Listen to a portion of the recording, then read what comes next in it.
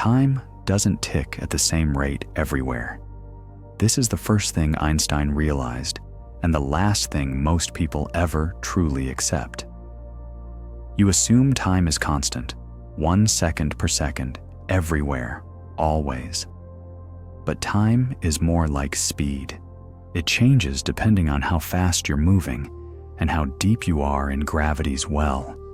The faster you go, the slower your clock ticks relative to everyone else. This isn't theory, it's measurable. It's happening to you right now.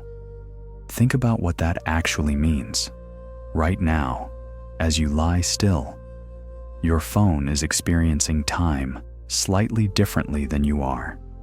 Not dramatically, not noticeably.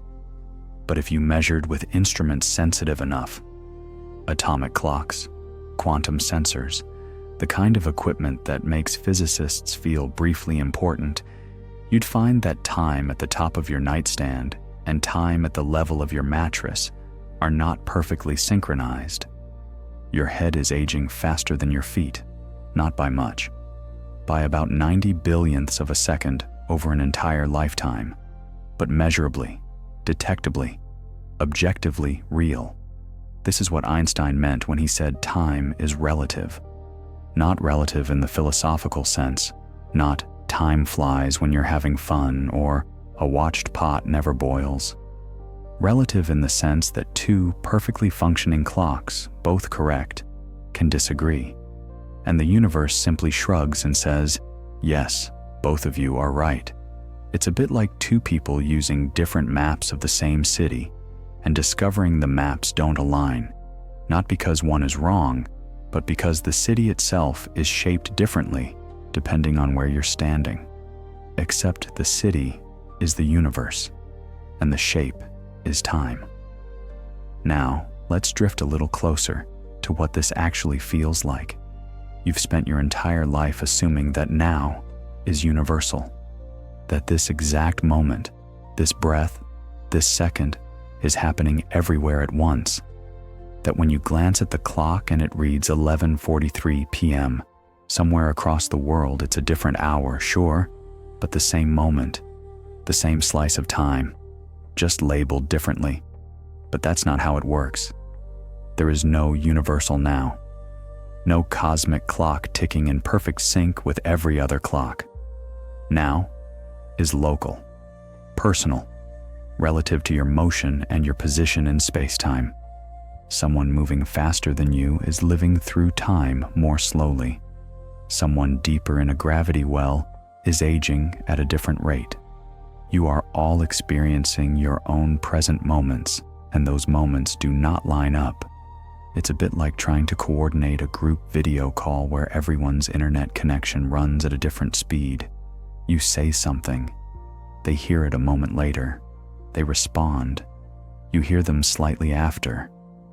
Everyone is having the same conversation, but no one is having it at the same time. Except this isn't lag. This is reality.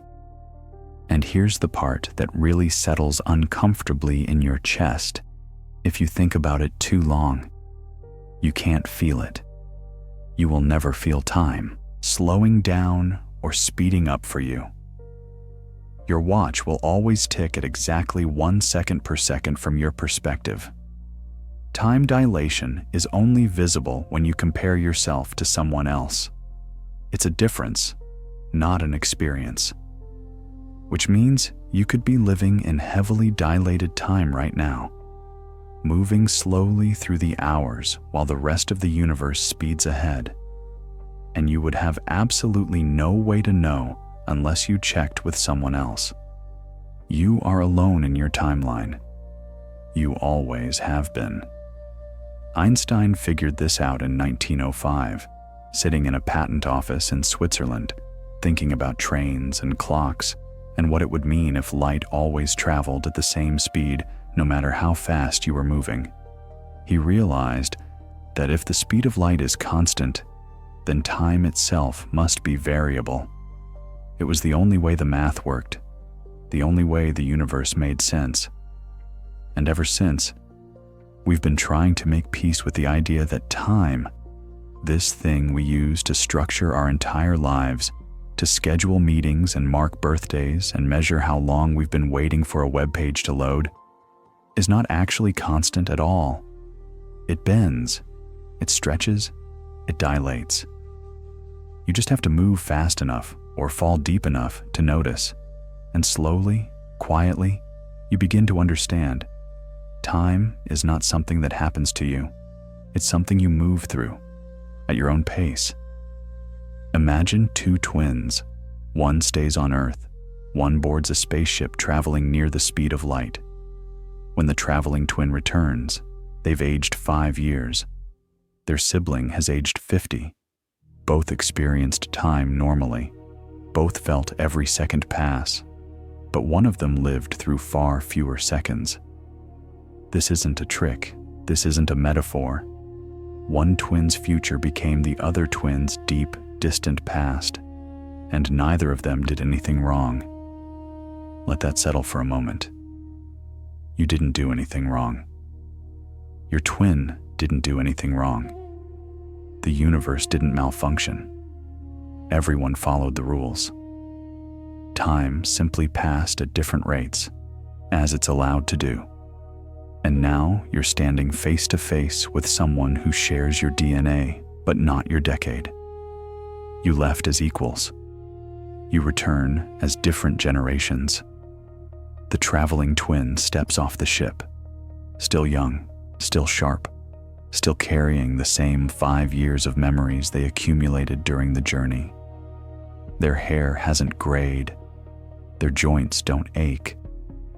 They remember departure like it was last week, because for them, in a meaningful sense, it was. But the twin who stayed behind is older now, much older. Their children have children. The neighborhood has been rebuilt. The songs that were new when you left are now considered classics. They've lived an entire lifetime while you lived through a long vacation. You hug. It feels wrong. Not because of anger or resentment, but because their body feels unfamiliar now. Softer, tired.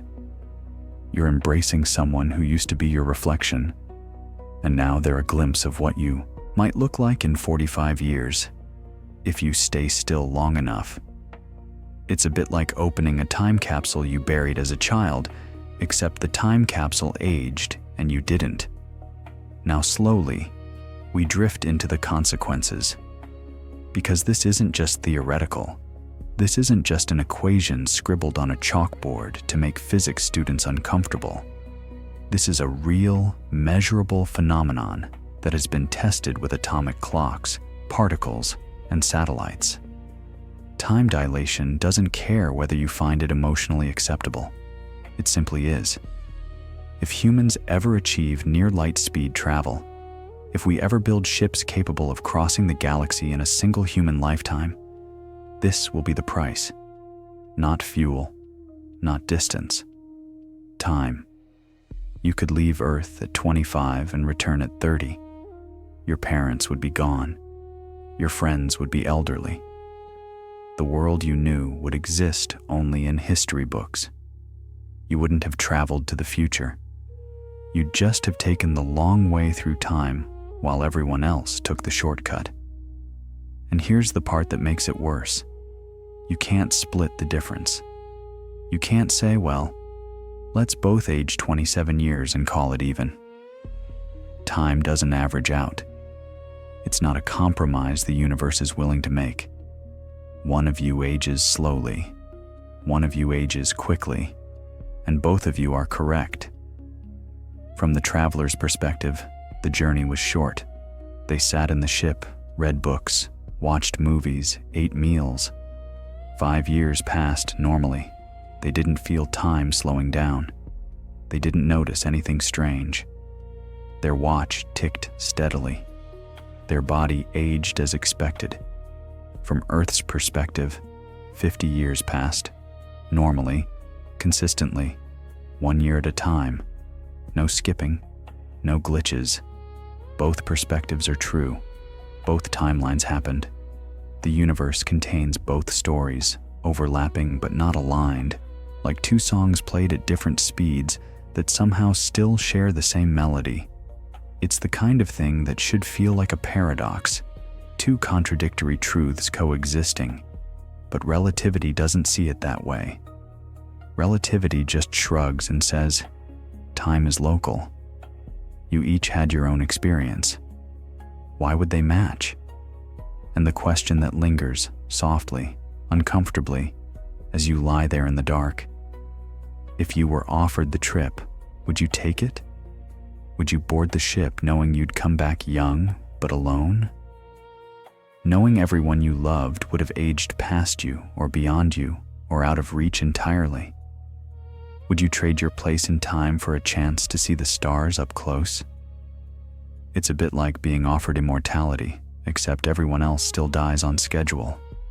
Some astronauts have joked darkly that time dilation is the universe's way of making sure no one goes too far without paying for it. You want to see distant worlds?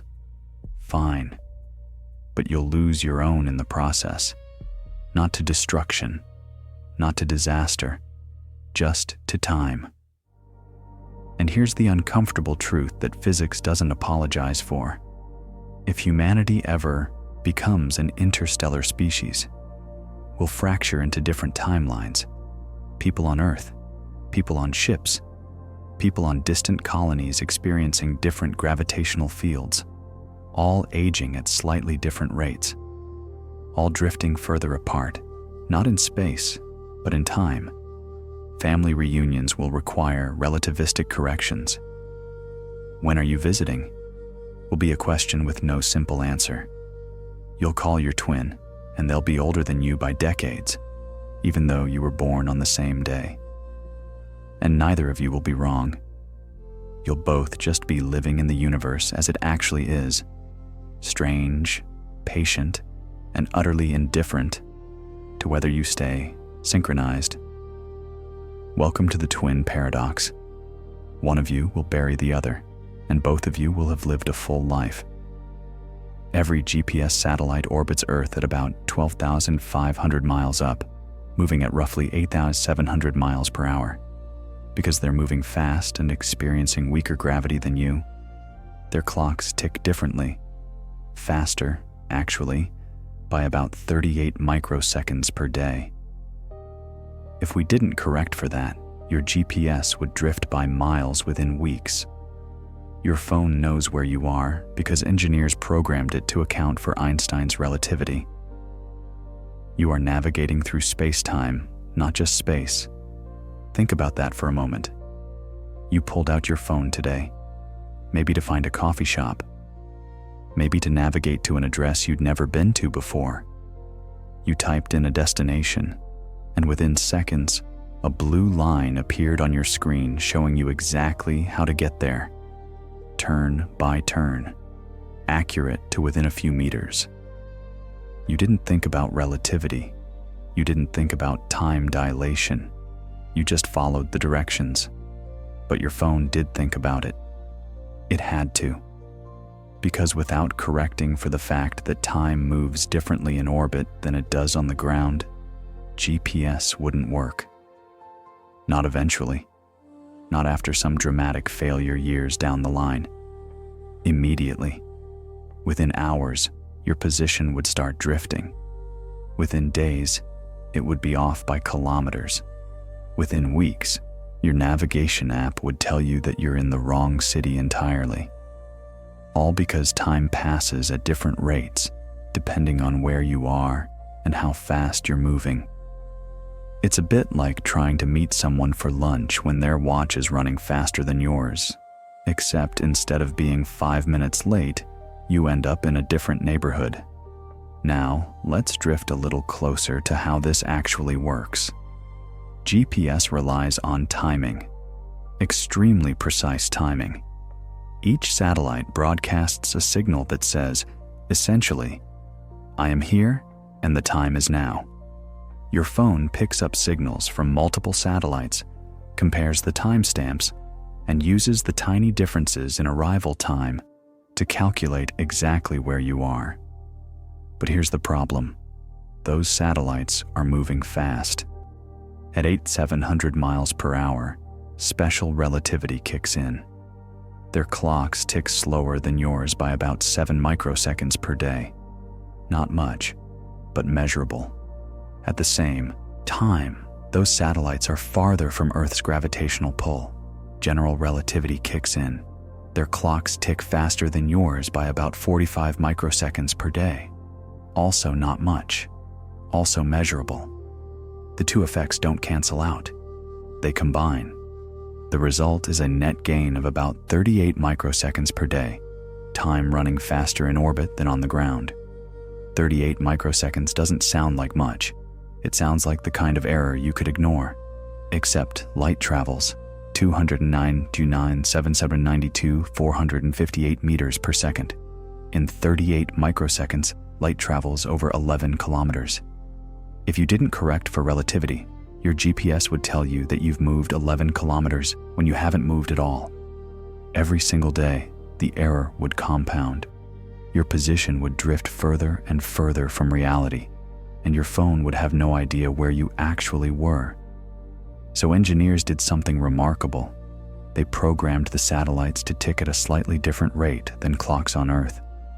They deliberately made the satellite clocks run slow, by exactly the amount Einstein's equations predicted, so that by the time the signals reach you, the timestamps match up.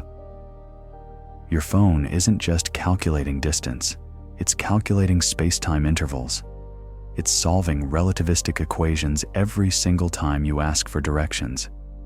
You are using Einstein's theory of relativity to find the nearest grocery store, and you do it without thinking twice. It's a bit like discovering that your car has been running on nuclear fusion this whole time, and you just never looked under the hood. Now, here's the part that settles in quietly, almost uncomfortably if you let it. This means you are not moving through a flat, static universe. You are moving through a curved, dynamic space-time where position and time are woven together, where here and now are not separate questions. When your GPS tells you that you're at a specific location, it's not just telling you where you are in space. It's telling you where you are in space-time, a four-dimensional coordinate that includes both your position and the exact moment you occupied it. You are not navigating a map. You are navigating a timeline. And every turn you make, every step you take, is a movement through both space and time simultaneously. You've been doing this your whole life. You just never had a device sensitive enough to notice. The satellites don't care whether you find this profound or mundane. They just keep orbiting, ticking slightly faster than you, sending down signals that your phone quietly corrects for using equations most people couldn't write down if you asked them to. Einstein died in 1955. GPS became fully operational in 1995. He never got to see his equations embedded in a navigation system used by billions of people every single day. Never got to see relativity become so ordinary, so mundane, that people complain when it takes an extra 2 seconds to load. But it's there, running silently in the background, adjusting for the curvature of space-time, keeping you on course. You are holding a relativity calculator in your pocket, and all you wanted was directions to a coffee shop. The stronger the gravitational field, the slower time moves. Stand at sea level, and your watch ticks slightly slower than someone's watch on a mountaintop. Not by much, by billionths of a second per day, but measurably. Atomic clocks can detect it.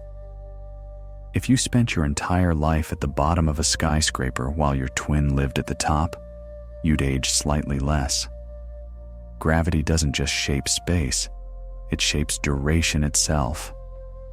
Let that sit with you for a moment. Gravity, the thing you've spent your entire life thinking of as a force that pulls objects down, is also pulling on time, stretching it, slowing it, bending the flow of moments themselves. You've never felt it. You never will. But it's happening right now. The floor beneath you is pulling on time just slightly harder than the ceiling above you. Your feet are aging slower than your head. Not by much, not by anything you'd notice in a human lifetime, but by an amount that atomic clocks, those hyper-precise instruments that measure time in billionths of a second, can detect without any difficulty. Einstein called this gravitational time dilation. The rest of us call it deeply unsettling, because it means that time is not some independent thing flowing uniformly through the universe. It's a field, a dimension, something that can be warped and stretched by the presence of mass. The more massive the object, the stronger its gravity. The stronger the gravity, the slower time moves nearby. It's a bit like trying to walk through a crowded room versus an empty hallway. Same you, same effort, different speeds. Except the crowd is gravity, and the thing slowing down is duration itself. Now, let's drift a little closer to what this actually means. If you live your entire life at sea level, you will age slightly less than someone who lives their entire life on a mountaintop. The difference is absurdly small, about 90 nanoseconds over 79 years, according to one calculation. But it's real, measurable, verified. Gravity at sea level is stronger, so time moves slower. You experience fewer moments over the same span of what someone far away might call absolute time. Except there is no absolute time. There's only your time and their time, ticking at slightly different rates. If you worked on the ground floor of a skyscraper and your twin worked on the top floor, and you both stayed there for decades, when you finally retired and compared notes, you'd find that your twin aged slightly more. They lived through more seconds, not because they worked harder or stayed up later, just because they were farther from Earth's center. They were higher up. Gravity was weaker. Time moved faster. And neither of you felt anything unusual. It's the kind of thing that should feel like science fiction, but is actually just municipal planning with extra steps. Here's the part that makes it even stranger. We've tested this, not with twins in skyscrapers, though that would be a fascinatingly tedious experiment, but with atomic clocks placed at different altitudes. In 2010, scientists at the National Institute of Standards and Technology took two of the most accurate clocks ever built and placed one of them 33 centimeters higher than the other. That's it. 1 foot of elevation difference. They let them run, and the higher clock ticked measurably faster. 1 foot. Measurable difference. You could put one clock on your desk and one on the floor, and given enough time, they would drift out of sync. Not because one clock is broken, because time genuinely moves at different speeds depending on how deep you are in Earth's gravitational field. It's a bit like discovering that downstairs and upstairs are not just locations, but different time zones. And slowly, quietly, the realization settles in.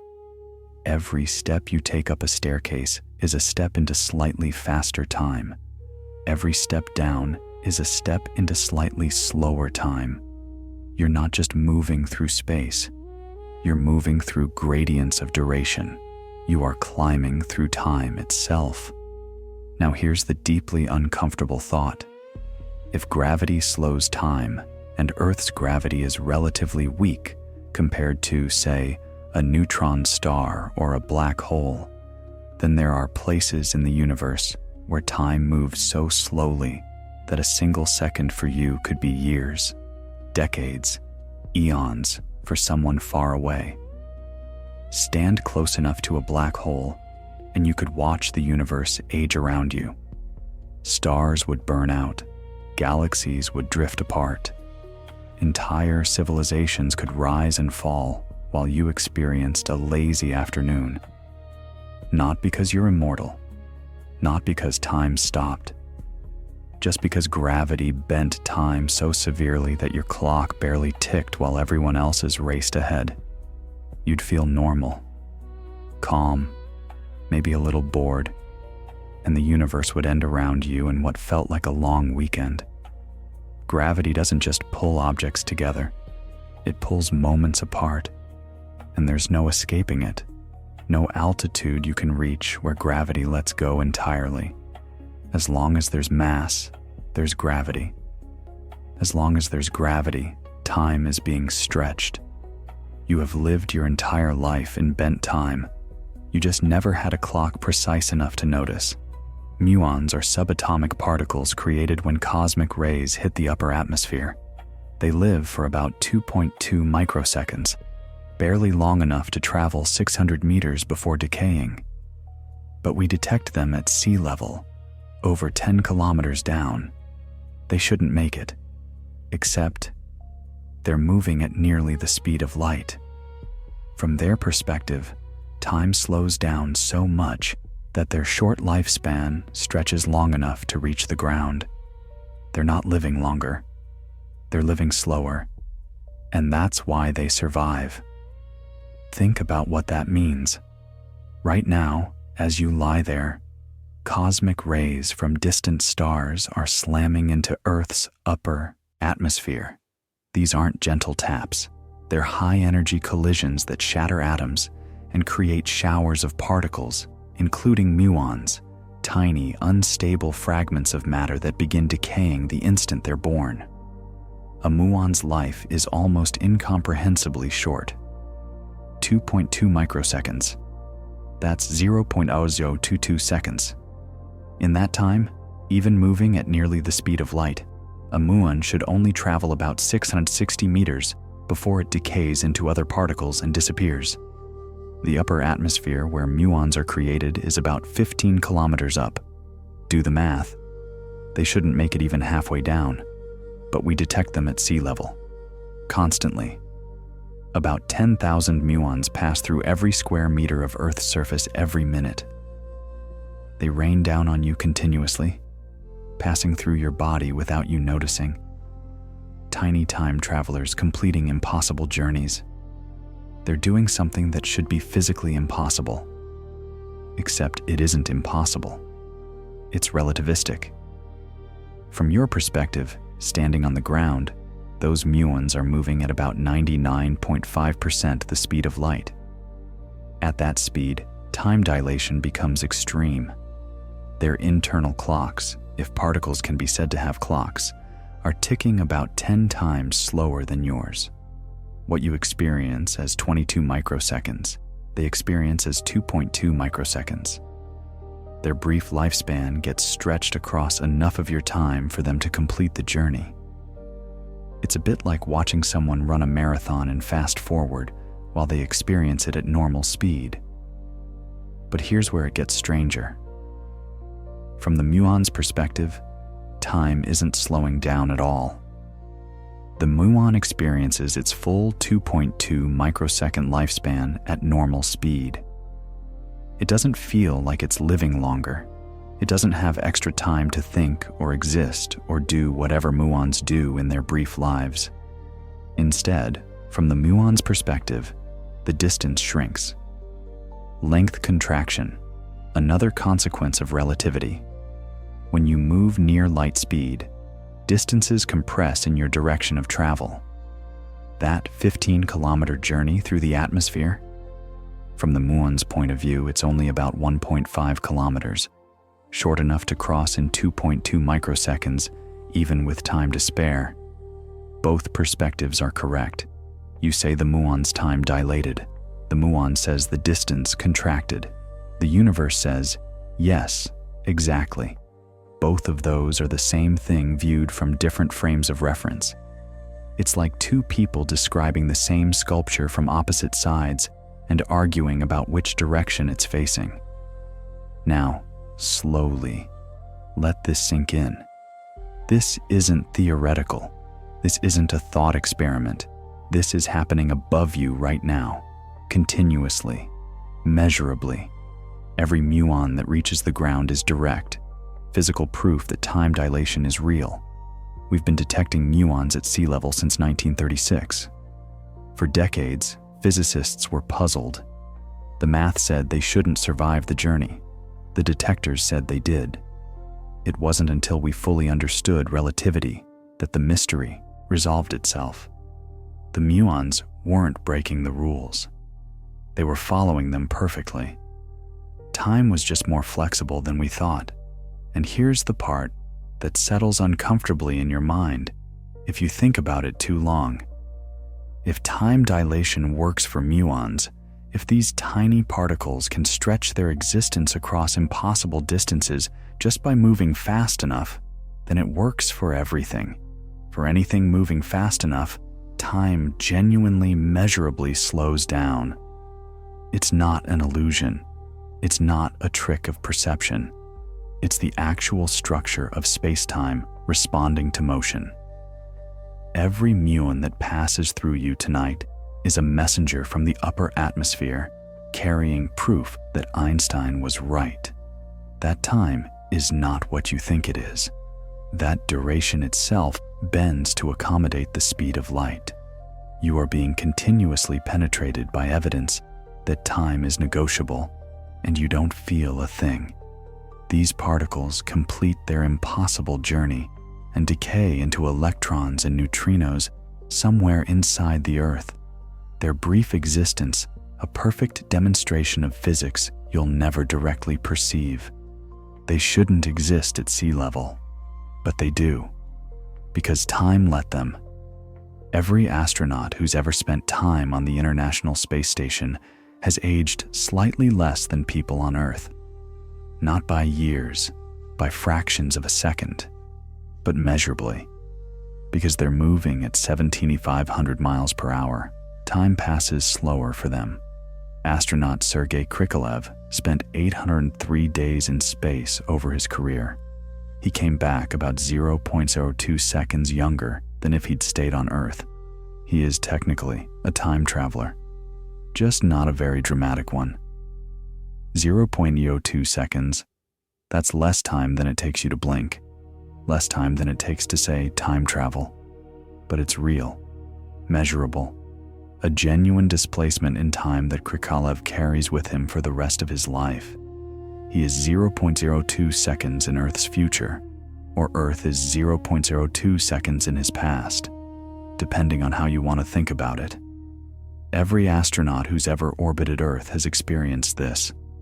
Chris Hadfield, Peggy Whitson, every person who's floated in that metal tube circling the planet at 5 miles per second has returned slightly younger than they should be. Not visibly, not meaningfully, but mathematically. They've all traveled forward in time, just not very far. It's a bit like taking a time machine that moves at 1 second per second, plus a tiny fraction you need scientific equipment to detect. Now, let's drift closer to what's actually happening up there. The International Space Station orbits at about 250 miles up, completing a full circle around Earth every 90 minutes. That's 17,500 miles per hour. Fast enough that if you could drive a car at that speed, you'd get from New York to Los Angeles in 8 minutes. At that velocity, special relativity kicks in. Time slows down. Not much, about 0.0014% slower than on Earth. But when you're up there for months, those nanoseconds add up. Here's the strange part. There's actually a competing effect. The ISS is higher up than you, farther from Earth's gravity. Remember how gravity slows time? Well, less gravity means faster time. From a gravitational perspective, astronauts should age faster than people on Earth. But the speed wins. The velocity effect is about twice as strong as the gravitational effect. So the net result is that astronauts age slower. They return having lived through slightly less time than everyone who stayed behind. Sergei Krikalev holds the record, 803 days in space across 6 missions, 2 years and 2 months floating in a metal can, eating freeze-dried food, exercising on a treadmill that goes nowhere, and quietly becoming the most successful time traveler in human history. 0.02 seconds into the future. It doesn't sound like much. It isn't much.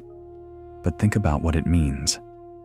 When Krikalev looks at a clock on Earth, he's seeing a clock that's experienced 0.02 seconds more existence than he has. When he shakes someone's hand, he's touching someone who's aged, imperceptibly, immeasurably to human senses, but genuinely more than he has. He's been displaced in time, not dramatically, not usefully, but actually. It's a bit like everyone else took 803 days plus 0.02 seconds to live through what took him exactly 803 days. And here's what makes your mind bend slightly. He didn't feel it. No astronaut has ever felt time moving differently. From Krikalev's perspective, clocks ticked normally. Days passed at the usual rate. He aged 1 day per day, same as always. The difference only shows up when you compare, when you bring two clocks that started synchronized and discover they disagree. Time dilation isn't something you experience. It's something that happens between reference frames, between you and everyone else. You can't feel yourself traveling through time at a different rate. You can only measure it afterward. Now imagine this scaled up. Imagine astronauts on a mission to Mars, traveling faster, for longer, or a generation ship heading to another star, its crew aging months while Earth ages decades. The principle is the same, only the magnitude changes. Every astronaut who's ever returned from space is proof that time travel is real. Not the dramatic, science fiction kind where you step into a machine and emerge in ancient Rome. The subtle, relativistic kind where you age slightly less than everyone else because you moved slightly faster. They went to space to explore distance.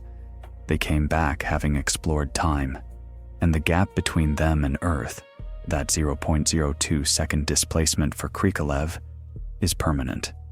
There's no way to give it back, no way to resynchronize. He'll carry that temporal offset for the rest of his life. He is forever 0.02 seconds younger than he should be. A living reminder that time travel isn't just possible, it's inevitable. It happens every time you move. If you could somehow accelerate to the speed of light, which you can't, but let's pretend time would stop, not slow down, stop. From your perspective, the entire journey across the universe would happen instantly. You'd leave Earth and arrive at the edge of the observable universe in the same subjective moment. No time would pass for you at all. This is why light doesn't age. Photons don't experience time. From their point of view, they're emitted and absorbed in the same instant, even if billions of years pass in between for us. Let that settle into your mind for a moment. Every ray of sunlight that warms your face left the sun 8 minutes ago from your perspective, but from the photon's perspective, no time passed at all. It was born in the sun's core and touched your skin in the same instant. The 8-minute journey you measured? That's your experience, not the light's. The photon didn't experience the journey. It didn't have time to. This is the ultimate edge of time dilation, the place where the equation breaks, where time doesn't just slow down but reaches zero, where duration itself disappears. It's a bit like asking what happens when you divide by zero. The math stops making normal sense. Reality reaches a boundary condition. Now, let's drift closer to what this actually means. You've spent your entire life moving through both space and time. Always both. Never just one. Even sitting perfectly still, you're moving through time at 1 second per second. That's your speed through the time dimension when you're not moving through space at all. But here's the strange truth Einstein discovered. Your total speed through space-time is always the same. always exactly the speed of light. When you move faster through space, you move slower through time. The two trade off. Like pouring water from one cup to another, the total amount stays the same, but the distribution changes. Walk across the room, and you've shifted a tiny bit of your speed from the time direction to the space direction. Drive down the highway a bit more. Board a rocket, even more. But light uses all its speed for space, every bit of it. There's nothing left for time. That's why photons don't age. They can't. They have no speed left to move through time. From a photon's perspective, if we can even call it a perspective, the universe has no duration. Every journey, no matter how far, happens in zero time. A photon emitted from a galaxy 13 billion light-years away doesn't experience 13 billion years of travel. It experiences nothing. Emission and absorption are the same event, separated by zero time. It's a bit like the universe's ultimate fast-forward button, except there's no forward to fast through. And here's where your mind starts to stretch uncomfortably. This means that light from the most distant galaxies, light that's been traveling since the universe was young, hasn't aged a day, hasn't aged a second, hasn't aged at all.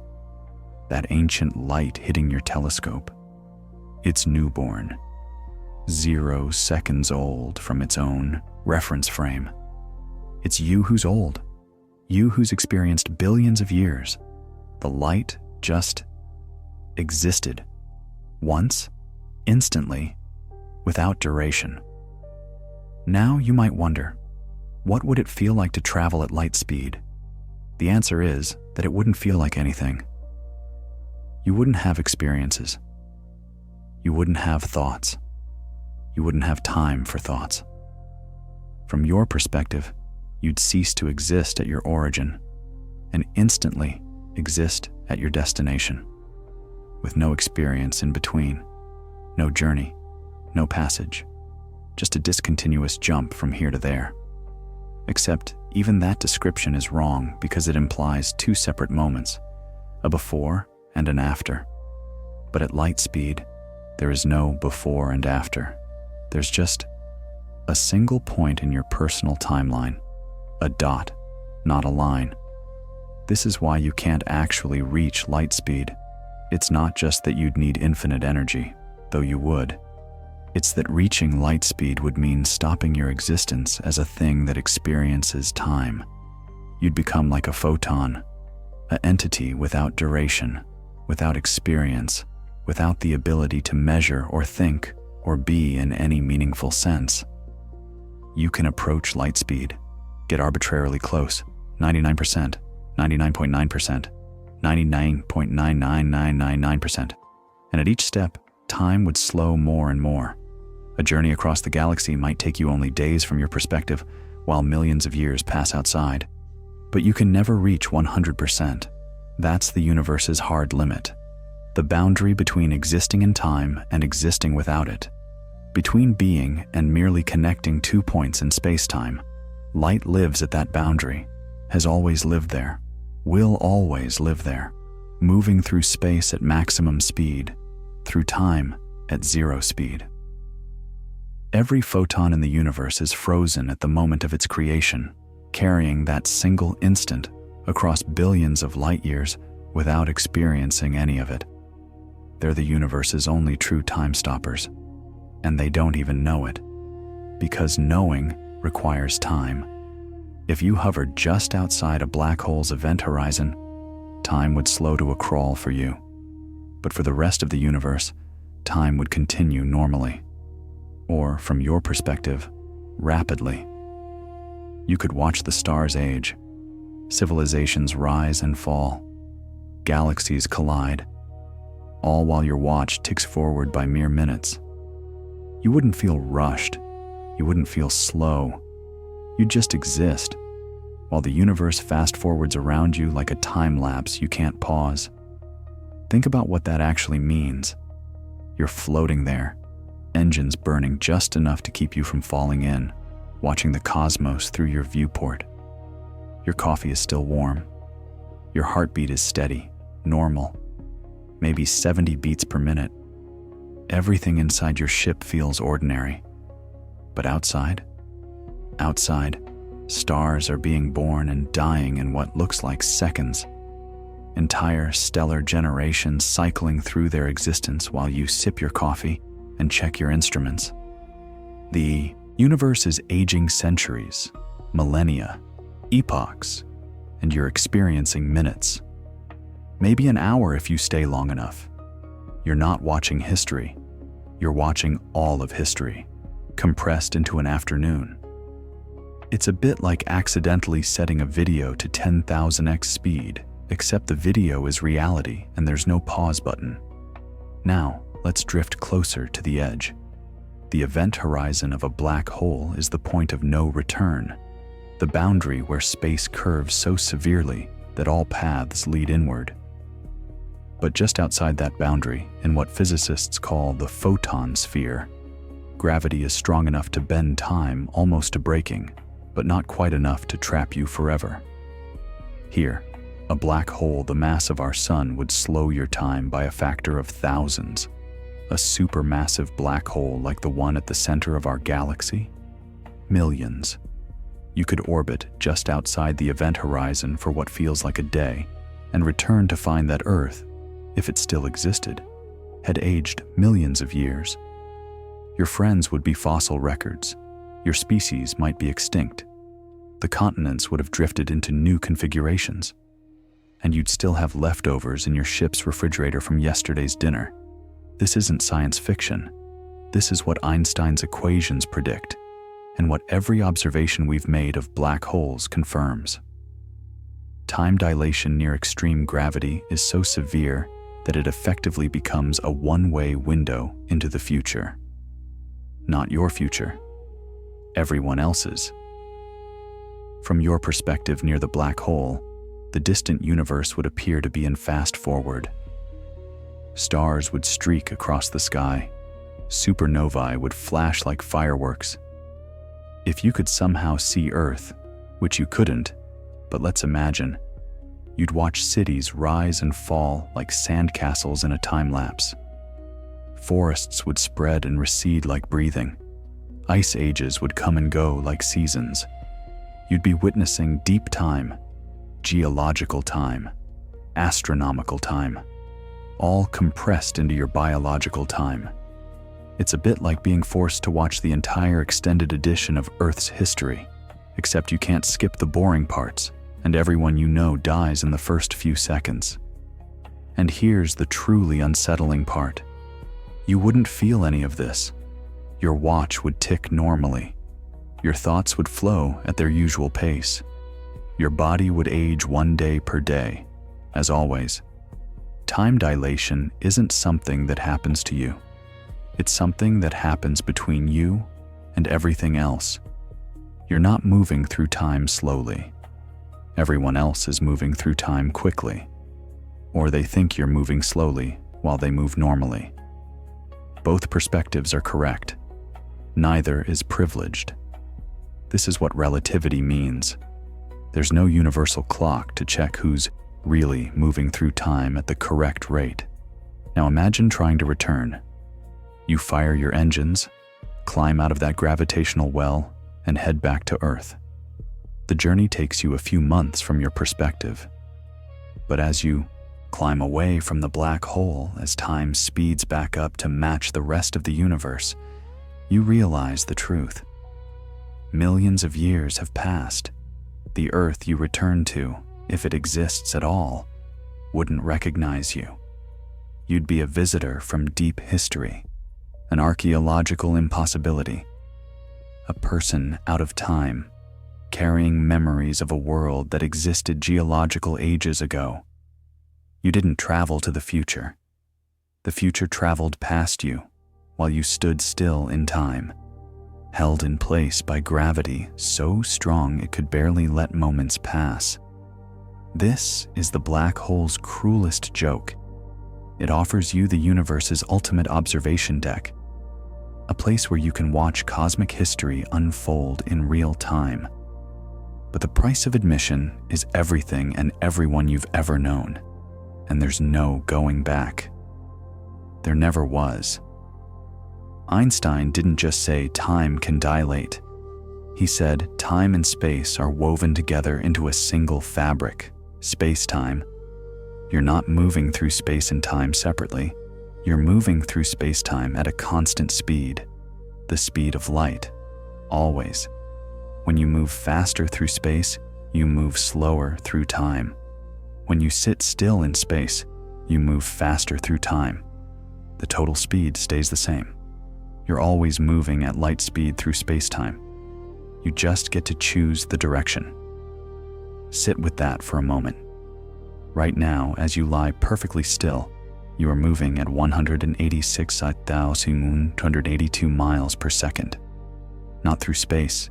You're not moving through space at all, but through space-time, through the unified four-dimensional fabric of reality.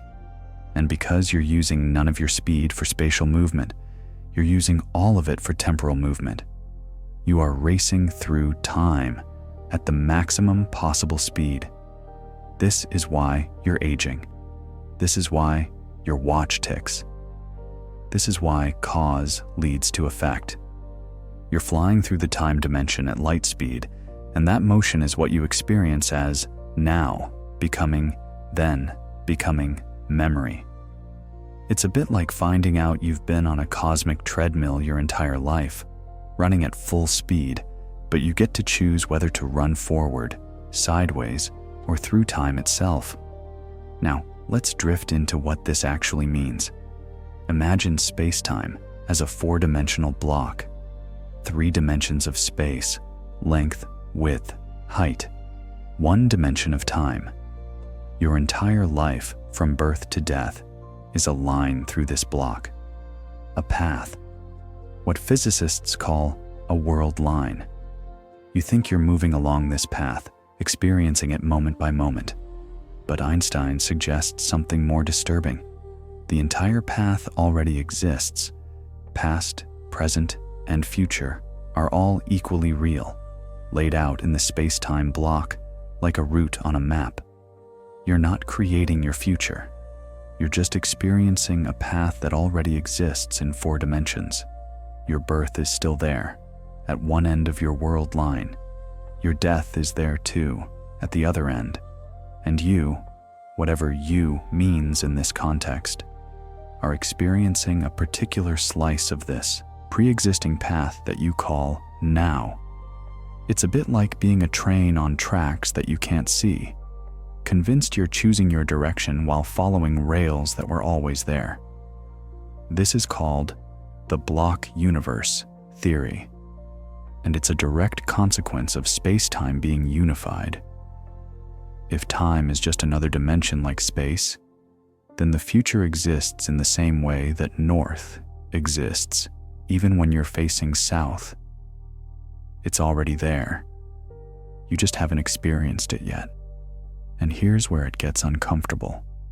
This speed you're traveling through space-time, the speed of light, is fixed, unchangeable. You can't speed up. You can't slow down. You can only change your direction. Stand still, and all your speed goes into moving through time.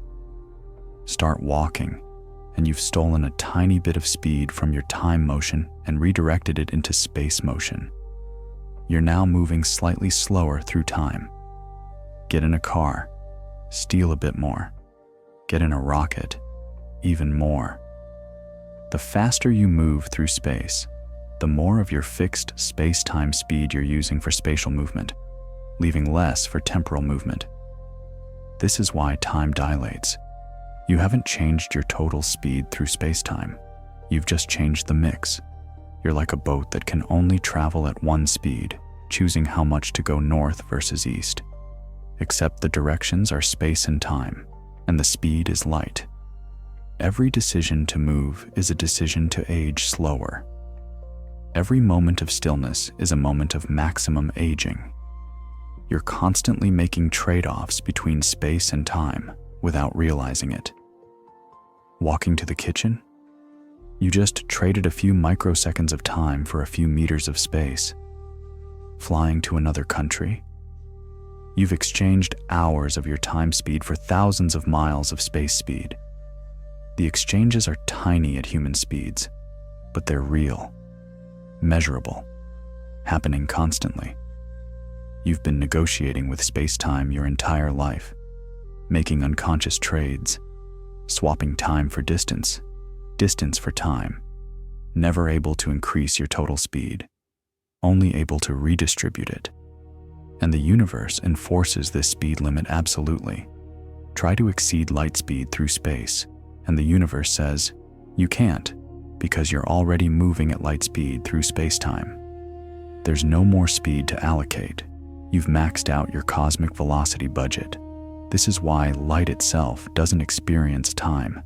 Photons use all their space-time speed for spatial movement, leaving zero for time. They're the universe's example of what happens when you go all in on space and completely abandon time. You can't join them. You have mass. Mass forces you to always save some speed for time. You can approach their pure spatial trajectory, but never reach it. You're doomed to experience duration, blessed to experience duration. It depends on your perspective. You think now is a universal moment, something happening simultaneously across the entire universe. It isn't. Simultaneity is relative. If you're standing still and I'm moving fast, we will disagree about what now means. Events that seem simultaneous to you will appear sequential to me. There's no cosmic clock declaring, this is now. There's only your now and my now, and they don't line up. The present moment isn't a point in time, it's a perspective. This might be the most disturbing thing Einstein discovered. Not that time can slow down, not that space can contract, but that now, this very moment you're experiencing, doesn't exist universally. There is no single present moment shared across the universe. What you call now and what someone moving relative to you calls now are different slices through space-time. You're not just alone in your timeline.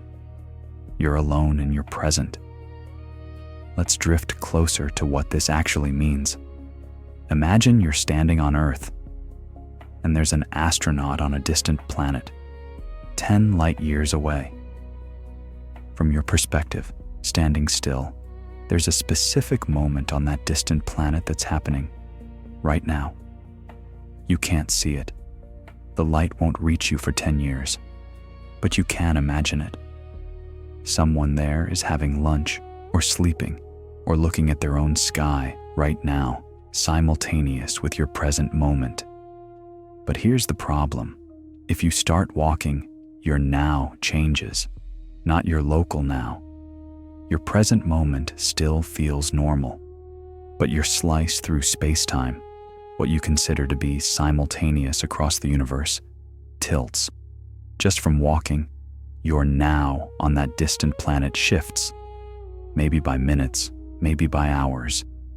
Walk the other direction, and it shifts the opposite way. Get in a car, and your now on that planet might shift by days. Board a fast spacecraft, and you could shift your cosmic now by years, decades, centuries. Simply by changing your motion, you're changing what moment in that distant planet's history counts as now for you. It's a bit like having a television that changes channels whenever you move, except the channels are different moments in time, and you can never watch the same show as anyone else. This isn't philosophy. This isn't interpretation. This is what the equations demand.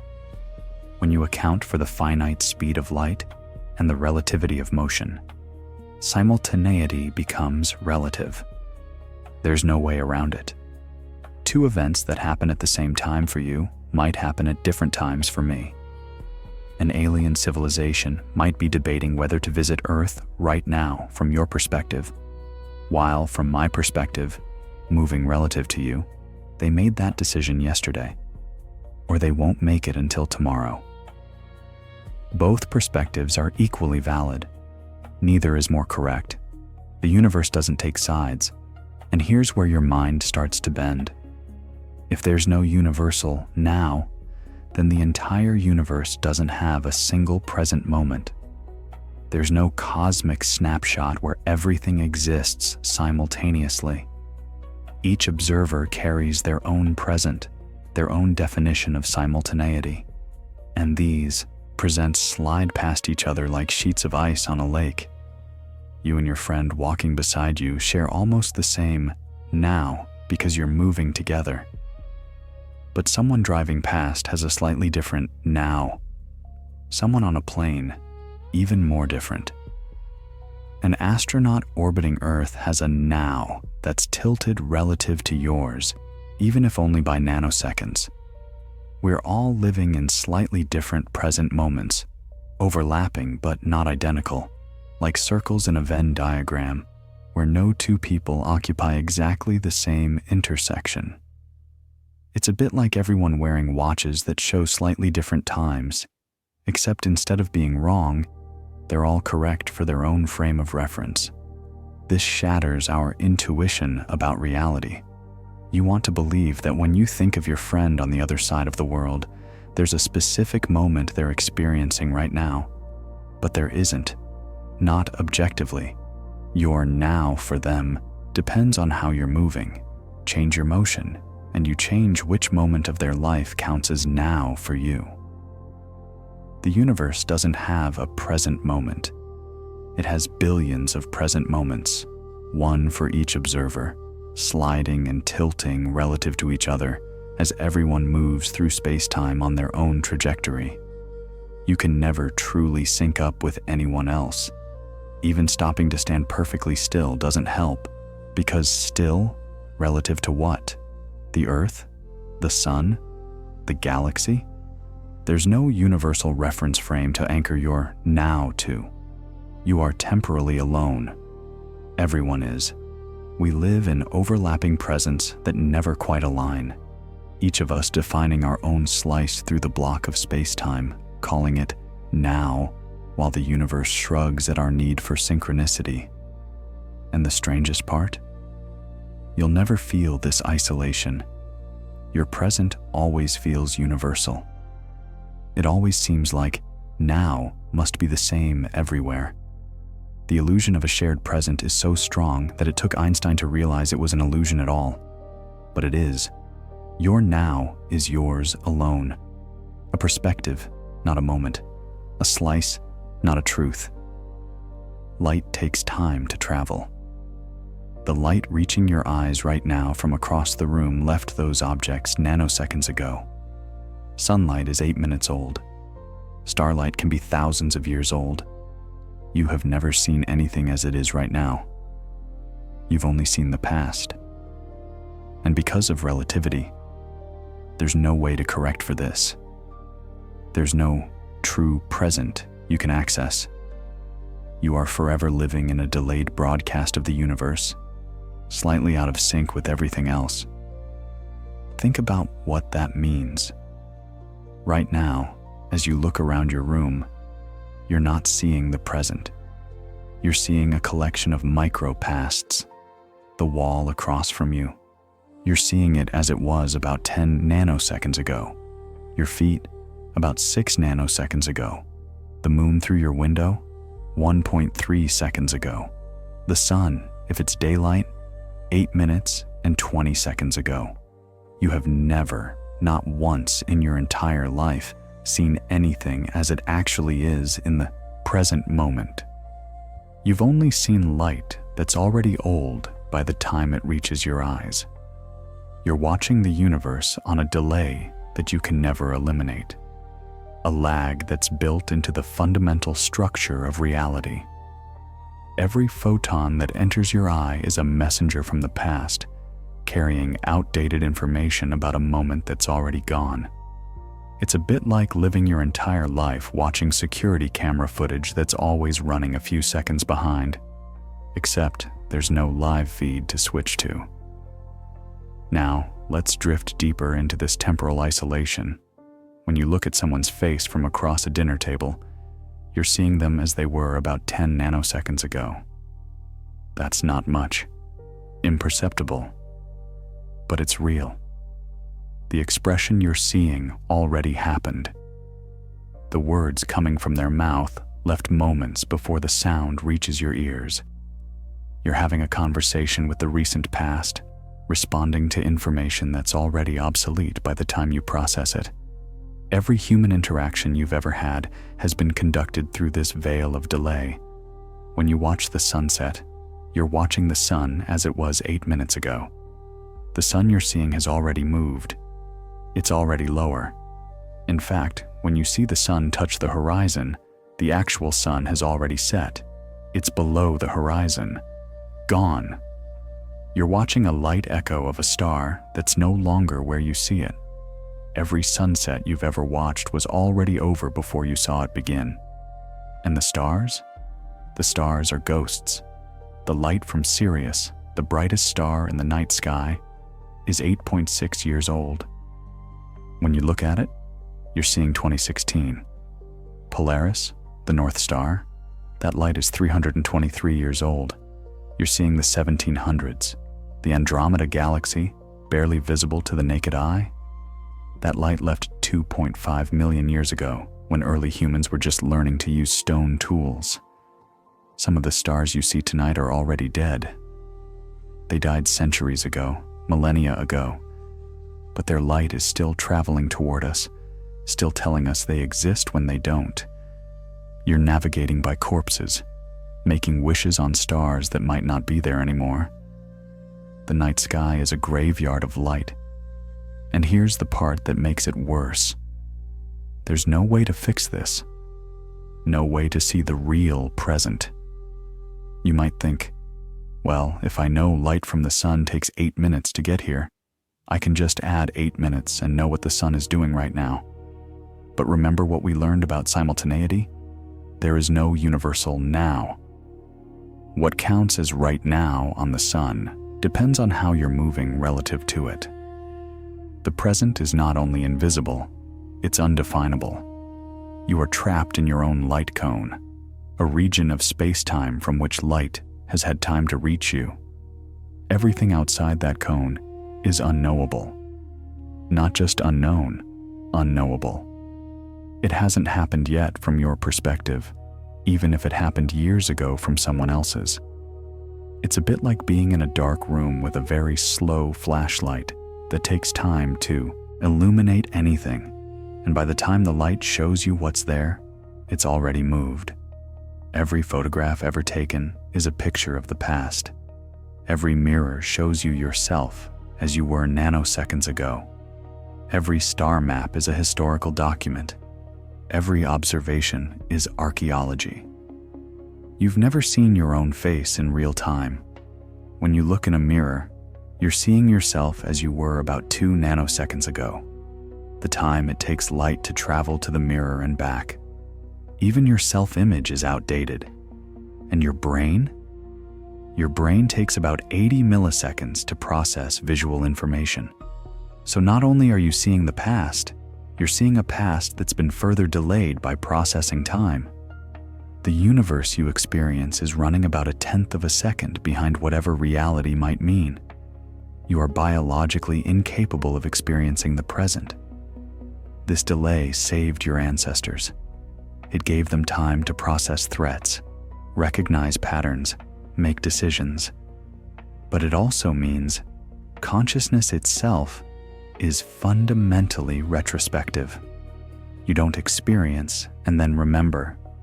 You remember experiencing something that already happened by the time you became aware of it. Your entire conscious experience is a memory of events that have already occurred. You're not living in the present. You're living in a carefully constructed neurological reconstruction of the recent past, forever watching the universe's delayed broadcast, responding to information that's already old, making decisions about a world that's already changed. You've been living in the past your entire life. You just never noticed. Because everyone else is living in the past too. Because gravity weakens with distance, your head, being slightly farther from Earth's center than your feet, experiences slightly weaker gravity. So time moves slightly faster for your head than for your feet. Over a lifetime, your head ages about 90 billionths of a second more than your feet. You are not even aging uniformly within your own body. You're a gradient of time stretched across a few feet of space. Right now, as you lie there, your body exists across multiple time streams. Your toes are in one time zone, your knees in another, your heart in another, your brain in yet another. The differences are incomprehensibly small, billionths of seconds, but they're real, measurable, constant. You are not a single entity moving through time. You are a collection of parts, each aging at its own rate, held together by biology that doesn't notice nanoseconds. It's a bit like finding out you've been slowly coming apart at the temporal seams your entire life, but the threads are so fine that nothing actually tears. Let's drift closer to this strange truth. If you stand up right now, go ahead, try it. Your head moves about 6 feet farther from Earth's center than your feet. That extra distance means slightly weaker gravity at head level, and weaker gravity means faster time. The effect is tiny. Over an entire 80-year lifetime, your head ages about 90 billionths of a second more than your feet. Your brain is older than your toes by less than the time it takes light to cross a living room. But it's happening. Right now. Continuously. Your thoughts are occurring in slightly faster time than your footsteps. Your eyes are aging faster than your knees. Your shoulders are experiencing duration at a different rate than your hips. You are a temporal gradient smeared across a few feet of space. And it gets stranger. When you lie down, the effect nearly disappears. Your head and feet are roughly the same distance from Earth's center, so they age at almost the same rate. Stand up, and the differential returns. Do a handstand, and it reverses. Now your feet are aging faster than your head. Every yoga pose is also a rearrangement of your temporal flow. It's a bit like being a piece of taffy that's constantly being stretched through time, but so slowly that you never feel the pull. This isn't just true for you. It's true for every tall object on Earth. A tree's highest leaves age faster than its roots. The top floor of a skyscraper ages faster than the basement. Mount Everest's peak is aging faster than sea level. The entire surface of Earth exists at different rates of time, with highlands racing ahead of lowlands by nanoseconds per century. We've measured this. In 2010, scientists at the National Institute of Standards and Technology used atomic clocks so precise they could detect the time difference between 2 points separated by just 33 centimeters of height, 1 foot of elevation, measurable time dilation. They watched time speed up by climbing a single step on a staircase. Now imagine what this means over geological time. Mountains aren't just higher than valleys, they're older, having experienced slightly more time over millions of years. The Rocky Mountains have aged a few extra microseconds compared to Death Valley. The Himalayas are temporally ahead of the ocean floor by perhaps entire milliseconds accumulated over their existence. Earth's surface is not just shaped by elevation, it's shaped by time differential. And you? You're a miniature version of this same phenomenon. Your body is about 6 feet of gravitational gradient. Every inch of height represents a slightly different rate of time. Your blood, pumping from heart to head and back, is constantly crossing temporal zones. It ages faster during its journey through your brain, slower as it passes through your legs. You are circulating through time differentials with every heartbeat. It's a bit like finding out your circulatory system is also a time machine, just an incredibly boring one that can only move forward at slightly different rates. When you eat, the food in your stomach is aging slower than the thoughts in your head about how it tastes. When you speak, your brain forming the words is older than your lungs pushing out the air. When you walk, your deciding mind is temporally ahead of your moving feet. You are never synchronized with yourself. This temporal gradient extends to everything around you. Your upstairs bedroom ages faster than your basement. Your attic faster still. If you spent your entire life in the attic while your twin lived in the basement, you'd be older by a few nanoseconds when you finally met in the middle. Architecture is chronology. Every floor is a different rate of time. And here's the thought that settles strangely. This has been true for every human who ever lived. Every person who ever stood upright has been a gradient of time. Every thought that ever occurred in a human brain happened in slightly faster time than the feet that carried that brain around. Shakespeare's head aged faster than his feet. Einstein's brain was temporally ahead of his toes. Your grandmother's eyes saw slightly more time than her knees. Humanity has always been temporally fragmented. We just didn't have clocks precise enough to notice. Now we do. We can measure the difference between your head and your feet. We can calculate the accumulated temporal gradient of a lifetime. We can know precisely that you are not aging uniformly. You are aging in a gradient, a slope, a gentle curve through time that follows the curve of gravity. Your head, reaching toward space, racing toward the future. Your feet, held by Earth, lagging nanoseconds behind, and you somehow are both. In particle accelerators like the Large Hadron Collider, particles are accelerated to 99.9999% the speed of light. At those speeds, time dilation becomes extreme. A particle that would normally decay in a few nanoseconds can survive for far longer from our perspective, because from its perspective, almost no time has passed. We're not extending its life, we're just watching it live in slow motion. Time itself becomes the difference between possible and impossible. Think about what's happening beneath the Swiss-French border right now. In a circular tunnel 27 kilometers around, protons are racing at 99.9999% the speed of light. They complete 11,000 laps per second. And because they're moving so fast, time is nearly stopped for them. What they experience as nanoseconds, we experience as microseconds. Their clocks are running 7,160 times slower than ours. Without this time dilation, particle physics wouldn't work. The particles we create in these collisions, exotic things with names like B mesons, W bosons, strange quarks, have lifespans measured in trillionths of a second.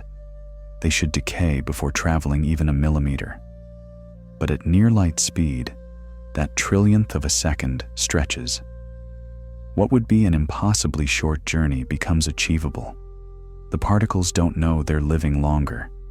From their perspective, they exist for their usual brief moment and then decay. But from our perspective, standing still in the laboratory, we watch them survive long enough to travel through our detectors, leave tracks in our instruments, tell us their secrets. We're not giving them more life. We're watching their brief lives in extreme slow motion. It's a bit like filming a hummingbird with an ultra-high-speed camera. Suddenly, you can see each wing beat, study each movement, understand what was invisible at normal speed. Except instead of slowing down film, we're slowing down existence itself. Now let's drift deeper into this temporal engineering. The Large Hadron Collider isn't just a particle accelerator, it's a time dilator. Every particle that enters its ring experiences massive temporal distortion. From the particle's perspective, the 27-kilometer ring contracts to just 3.6 meters due to length contraction. What we see as an 11,000-lap journey, the particle experiences as a brief sprint through a much smaller space. Both perspectives are correct. We say the particle is time-dilated. The particle says the accelerator is length-contracted. Einstein says, yes, exactly. You're both describing the same thing. This is how we study particles that shouldn't exist long enough to study. Take the tau particle. It lives for 290 femtoseconds. That's 0.029 seconds. In that time, even moving at near light speed, it should only travel 0.087 millimeters, less than the width of a human hair, but accelerate it to 99.99% the speed of light, and time dilation multiplies its observable lifetime by 70. Now it can travel 6 millimeters, far enough to pass through multiple detection layers, leaving a clear trail we can analyze. Without time dilation, we'd never see it. With time dilation, we can study it in detail. It's a bit like nature gave us an instruction manual written in disappearing ink, but if we move fast enough, we can read it before it fades. And here's the beautiful part. The particles never violate their own lifespan. A tau particle still experiences exactly 290 femtoseconds of existence. It doesn't feel extended or stretched. From its reference frame, it lives and dies on schedule. We're the ones experiencing its life in slow motion, stretched across our time like a short song played at quarter speed. Every exotic particle we've discovered in the last 50 years owes its detection to this effect. The Higgs boson, which completes its entire existence in less than a septillionth of a second, was only observable because time dilation let us watch its decay products spread through our detectors. The top quark, living for just 5/25 seconds, revealed itself only because relativistic speeds gave us enough time to see it. We're archaeologists of moments that barely exist, using speed to transform nanoseconds into microseconds, making the invisible visible through the distortion of time itself. The particles in the accelerator are experiencing about 8 microseconds of time, while we experience an entire second. Their clocks tick once, while ours tick 7,460 times. They age one day while we age 20 years.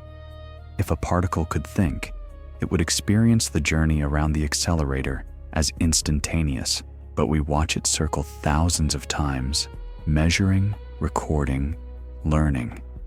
It's a bit like having a conversation with someone falling into a black hole. They experience seconds while you experience years, except we engineered this gravitational time dilation using speed instead of mass. And the equations that predict this, Einstein's special relativity, are so precise that if our calculations were off by even 0.001%, the accelerator wouldn't work. The particles would decay too soon. The beams would misalign. The collisions would fail. Every successful collision is proof that time dilation is real, measurable, and usable as a tool. We've turned time itself into a laboratory instrument. The universe's shortest-lived particles become observable not because we found a way to preserve them, but because we found a way to slow down time from our perspective. We're not changing physics. We're just changing our angle of view through space-time. Every particle accelerator on Earth is really a time machine, not the kind that lets you visit the past or future, the kind that lets you stretch a nanosecond into something you can measure. And in that stretch, in that temporal manipulation, we've discovered the fundamental building blocks of reality. Time dilation isn't just something that happens in accelerators.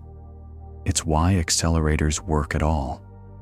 From an external observer's view, traveling to a distant star at near light speed takes years. But from your view, inside the spaceship, the trip could feel like days. Not because you're moving fast through space, But because you're moving slow through time, the universe isn't getting smaller. Your clock is just ticking slower. You cross the same distance. You just experience fewer seconds doing it. This is how interstellar travel could theoretically work. Not by going faster, by aging slower. Let that settle in your mind for a moment. Proxima Centauri, the nearest star to our sun, is 4.2 light-years away. From Earth's perspective, a spaceship traveling at 90% light speed would take about 4.7 years to get there. You'd launch, wait nearly 5 years, and receive a signal confirming arrival. But inside that ship, the crew would experience only about 2 years of travel time. They'd eat fewer meals, sleep fewer nights, age less. Their clocks would tick fewer times. They'd cross the same 4.2 light-years of space that you measured from Earth, but they'd experience a shorter journey through time. Same distance, different duration. Both perspectives are correct. The universe just measures differently depending on how fast you're moving through it. It's a bit like two people taking different routes to the same destination, one through city traffic, one on an empty highway, and arriving having experienced different amounts of travel time, except both routes are through space-time itself. Now, let's drift deeper into what this actually means for space travel. Imagine you board a ship capable of reaching 99.5% the speed of light. Technically possible, just absurdly difficult with our current technology. You're heading to a star 50 light-years away. From Earth's perspective, you'll arrive in about 50 years. But from your perspective, inside the ship, the journey only takes 5 years. You'll celebrate 5 birthdays, read a few dozen books, watch your crew become family, and then arrive. Meanwhile, on Earth, 50 years have passed. Your children are now older than you. The political landscape is unrecognizable. Technology has advanced beyond anything you trained on. You're returning to a future you didn't experience, carrying memories from a past that everyone else has forgotten. You didn't skip time. You just moved through it at a different rate. From your perspective, the reason the trip felt shorter isn't because time slowed down. It felt perfectly normal to you. Instead, the distance contracted. That 50 light-year journey compressed to just 5 light-years from your frame of reference. The space between stars literally shrank. This is length contraction, the flip side of time dilation. Same phenomenon, different perspective. An outside observer says, "Your time dilated." You say, "The distance contracted." Einstein says, "You're both describing the same relativistic effect." And here's the beautiful, tragic possibility this creates. Interstellar travel becomes theoretically achievable. Not because we've found a way to go faster than light. We haven't, we can't. But because we've realized that at high enough speeds, you don't need to. You could cross the galaxy in a human lifetime, your lifetime anyway, travel at 99.99% light speed, and you could reach stars hundreds of light-years away while aging only a few decades. The Andromeda Galaxy, 2.5 million light-years distant, could be reached in about 28 years of ship time at sufficient velocity. You'd step out of the ship, still middle-aged, having crossed intergalactic space. But Earth? Earth would be 2.5 million years older. Everyone you knew, gone. Your entire species, possibly extinct or evolved beyond recognition. The continents rearranged, the sky different. You'd be a time traveler arriving in the deep future, carrying artifacts from an Earth that existed geological ages ago. It's a bit like offering someone immortality, but only if they agree to watch everyone they love turn to dust at an accelerated rate. And you wouldn't feel any of this happening during the journey. Your coffee would taste normal. Your conversations would flow at usual speed. Days would feel like days. The only clue would be looking out the window and seeing stars compressed ahead of you, red-shifted behind you, the universe itself appearing distorted by your motion. This is the universe's loophole for interstellar travel. You can't go faster than light, but you can experience less time. The journey takes the same amount of distance and the same external time. Physics doesn't care about your desires, but your subjective experience compresses. You don't beat the speed limit. You just take the slow road through time while traveling the fast road through space, and arrive young, alone, and impossibly far from home.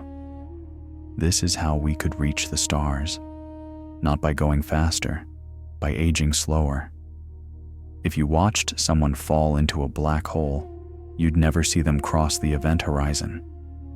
You'd see them slow down, dimming and redshifting, asymptotically approaching the boundary, but never quite crossing it. From your perspective, they'd be frozen there forever. But from their perspective, they'd cross in finite time, feeling nothing unusual. Both perspectives are correct. Time dilation doesn't create an illusion. It creates two incompatible realities, both true. Think about what that actually means. Your friend falls toward a black hole. You watch from a safe distance. At first, they fall normally, waving maybe as they descend. But as they approach the event horizon, they start to slow down. Not because they're hesitating, not because something is physically stopping them, but because time itself is grinding to a halt. They move slower, slower. Their wave becomes a frozen gesture. Their face locks into a single expression. The light reflecting off them redshifts, first to orange, then red, then infrared, as the photons struggle to escape the gravitational pull, stretching to longer and longer wavelengths. They dim, fade, but never quite disappear. From your perspective, they're frozen at the event horizon forever, stuck at that boundary like a paused frame of video. You could wait 1 billion years and they'd still be there, frozen in that same moment, asymptotically approaching, but never crossing. It's a bit like watching someone try to reach a door that gets farther away with every step, except the door isn't moving. Time is. But here's the disturbing part. From their perspective, none of this happens. They feel no slowing, no stretching, no freezing. Time passes normally for them. They fall, they cross the event horizon, and they continue inward, all within a few seconds or minutes of their own experience. They might even check their watch and think, well, that wasn't so bad, right before the tidal forces tear them apart deeper inside. They cross, they die, they're gone. While you watch them hang frozen at the edge forever, both of these things are true, not one or the other, both, simultaneously, in the same universe. This is what extreme gravitational time dilation creates, incompatible but equally valid realities. Now let's drift closer to why this happens. At the event horizon, time dilation becomes infinite. The gravitational field is so strong that time, from an outside perspective, stops completely. Every second experienced by the falling observer is stretched to infinity for you watching from safety. They experience 1 second.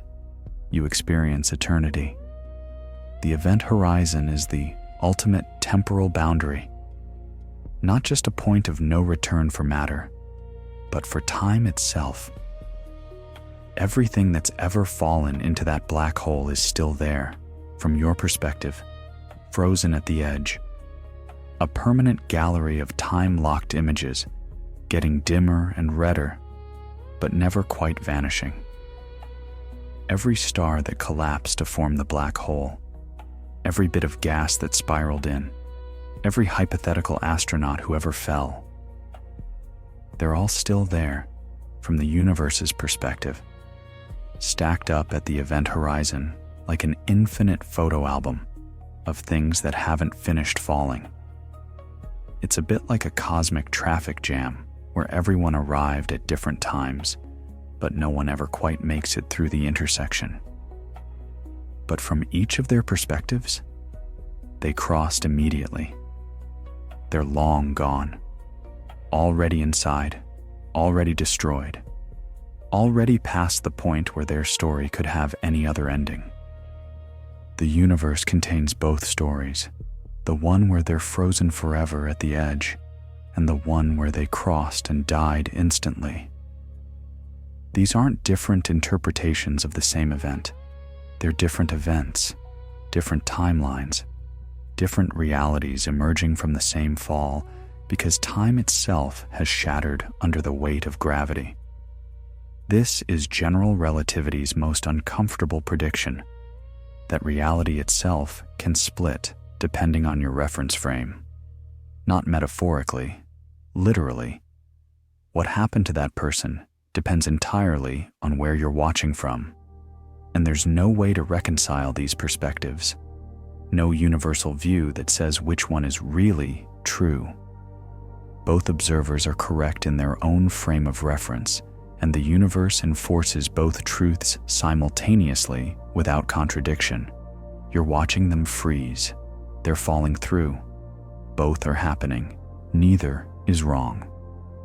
Welcome to the event horizon, where time dilation becomes so extreme that reality itself can no longer maintain a single consistent story, where one event becomes two truths, and the universe shrugs and says, yes, both.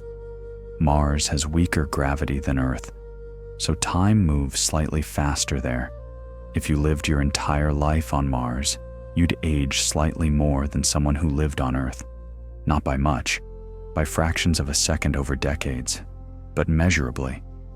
If humanity ever colonizes other planets, we'll be living in slightly different time streams. Family reunions will require relativity corrections. What time is it? Will require specifying not just a location, but a gravitational field. Let that settle for a moment.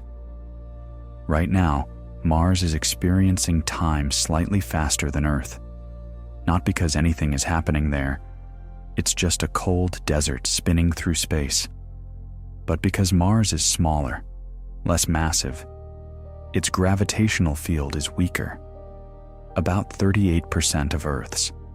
And weaker gravity means faster time. If you moved to Mars tomorrow and lived there for 50 years, you'd return to Earth having aged about 0.26 seconds more than your twin, who stayed behind. You'd have lived through more moments, experienced more seconds. Your cells would have gone through more divisions. Your heart would have beaten more times. You'd be older, measurably, fractionally, but genuinely. It's a bit like living on a planet where the clocks are set slightly fast, except it's not the clocks, it's duration itself. Now, let's drift into what this means for the future. When humanity establishes permanent colonies on Mars, if we establish them, we'll be creating separate timelines. Not dramatically separate, not science fiction separate, just slightly out of sync. Different rates of time, flowing at different speeds, each one correct for its own gravitational environment. A child born on Mars will age faster than their cousin born on Earth. Over a lifetime, the difference might accumulate to seconds, maybe a full minute if they live long enough. Their birthday will come slightly sooner in absolute space-time, even if both planets celebrate it on the same calendar date. Families split between planets will experience different amounts of time. A parent on Earth, children on Mars, grandchildren aging faster than grandparents by imperceptible but real amounts. Timelines diverging with every passing year. Video calls will become temporal negotiations, not just what time zone are you in, but what gravitational field are you in? Because time zones assume time moves at the same rate everywhere, and it doesn't. It's a bit like trying to schedule a meeting between people whose watches are all running at slightly different speeds, and no one can adjust them because the speeds are built into the fabric of space itself. And it's not just Mars. Every planet, every moon, every asteroid colony will have its own rate of time. Jupiter's moons, deep in that giant planet's gravity well, will experience time slower than Europa, which experiences time differently than Ganymede. The asteroid belt will tick faster than all of them. Space stations orbiting at different altitudes will each have their own temporal flow. Humanity will fracture into dozens of time streams, all drifting at slightly different rates. Your great-great-grandchildren might need to specify their gravitational reference frame when stating their age. I'm 42 Earth years old, but I've lived on Titan, so I've actually experienced 42,003 years of proper time. It sounds absurd. It's just physics. We've spent all of human history assuming that time is universal, that a second on one side of the world equals a second on the other. That now means the same thing everywhere. We built our entire civilization on that assumption. Calendars, schedules, history itself. But that assumption only works because we've all stayed on the same planet, experiencing roughly the same gravitational field. The moment we spread to other worlds, that assumption breaks. There will no longer be a single human timeline, just a collection of overlapping timelines, each moving at its own pace, all equally valid, none privileged. Time will become local again, personal, planetary. And the question, what time is it, will finally require the answer it always needed. Where are you asking from? Because time on Mars runs faster than time on Earth. Not by much, just by enough to matter. Eventually. In 1971, scientists put atomic clocks on commercial airplanes and flew them around the world, some eastward, some westward. When the clocks landed, they'd aged differently from clocks that stayed on the ground. The differences were tiny, nanoseconds, but perfectly matched Einstein's predictions. The faster clocks, moving east with Earth's rotation, ticked slower. The higher clocks, farther from Earth's gravity, ticked faster. Time dilation isn't speculative. It's been measured with a plane ticket. Think about how simple this experiment was. No particle accelerators, no spacecraft, no billion-dollar equipment, just 4 cesium atomic clocks, some airplane seats, and 2 physicists named Joseph Haffel and Richard Keating, who convinced the world that they needed to fly around the planet. Twice. They bought commercial airline tickets. Coach, probably. Sat next to regular passengers who had no idea they were sharing a cabin with equipment that would prove Einstein right to within a few nanoseconds. The clocks ticked quietly in their seats while flight attendants served drinks and travelers complained about legroom. And when those clocks landed, they had aged differently than the clocks that stayed on the ground. Measurably, predictably, exactly as Einstein said they would. It's a bit like proving the universe bends by checking your odometer after a road trip. Now, let's drift into what actually happened. Haffel and Keating started with 4 atomic clocks, synchronized to nanosecond precision. These weren't your kitchen clocks. These were cesium beam clocks, accurate to billionths of a second, capable of detecting time differences so small they'd be invisible to anything less precise. They left one set at the U.S. Naval Observatory in Washington, D.C. as a reference. Then they took the others on 2 trips around the world. First eastward, flying with Earth's rotation. Then westward, flying against it. The eastward flight moved with Earth's spin, so the clocks were traveling faster relative to Earth's center, about 1,000 mph from Earth's rotation, plus 500 mph from the plane's speed. Faster motion means slower time. Special relativity predicted these clocks would lose about 40 nanoseconds, but they were also at cruising altitude, about 30,000 feet up, farther from Earth's gravitational center. Weaker gravity means faster time. General relativity predicted these clocks would gain about 275 nanoseconds. The two effects competed. General relativity won. Net result: the eastward clocks should gain about 235 nanoseconds compared to the ground clocks. The westward flight moved against Earth's rotation, so relative velocity was slower. 1,000 Telm peach from Earth's spin minus 500 mm from the plane equals only 500 mm effective speed. This meant less time dilation from velocity. Meanwhile, the altitude effect remained the same. Einstein's equations predicted the westward clocks would gain about 275 nanoseconds. These weren't rough estimates.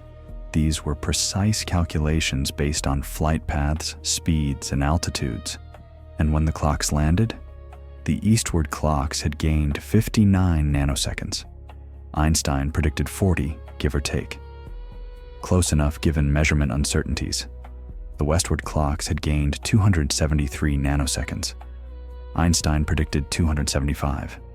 The match was almost perfect. Two effects: velocity slowing time, gravity speeding it up.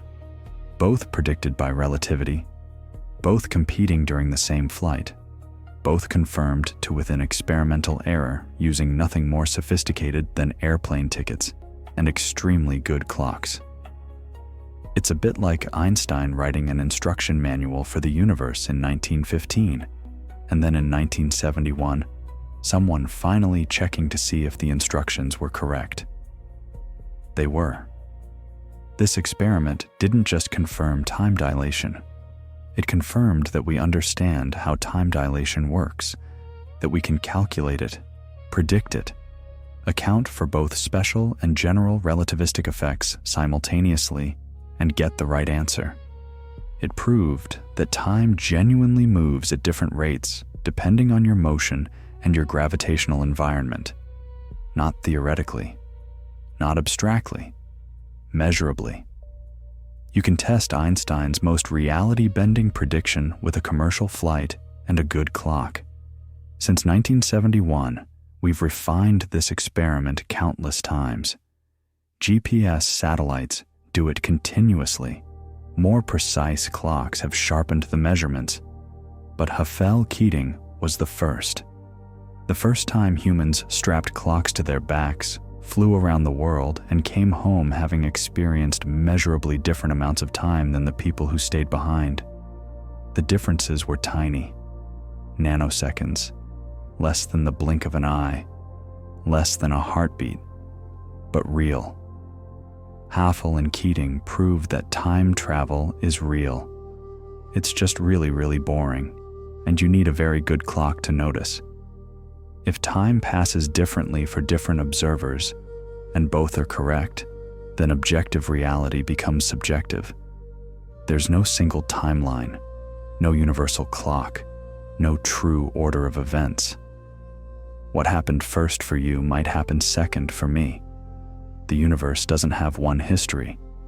It has many overlapping relative histories, each one equally valid depending on your motion and position. Reality is no longer something you observe. It's something you participate in from your own unique frame of reference. Let that sink in for a moment.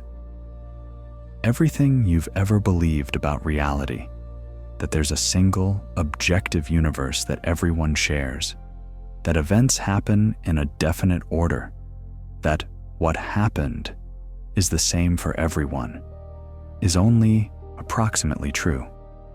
It works fine at human speeds, on human scales, where relativistic effects are too small to notice. But it's not fundamentally true. The universe doesn't have one history. It has yours, and mine, and everyone else's. All slightly different, all equally valid, all incompatible in subtle ways that only matter when we compare notes. There is no God's eye view, no universal timeline, no objective ledger of what happened when. There's only your experience of space-time and mine, intersecting but never quite aligning. It's a bit like discovering that everyone has been watching slightly different versions of the same movie, and only now realizing that there's no original to compare them to. Now, let's drift into what this actually means. Imagine two events happening in distant parts of the universe. A supernova in one galaxy, a planet forming in another. From your reference frame, standing still on Earth, the supernova happens first. You could, in principle, watch it explode, then watch the planet form. That's the order. That's what happened. But someone moving at high speed relative to you would disagree. From their reference frame, the planet formed first, then the supernova exploded. Different order, same events. Both of you are correct. Neither is wrong. The universe doesn't have a preferred reference frame that determines the true order.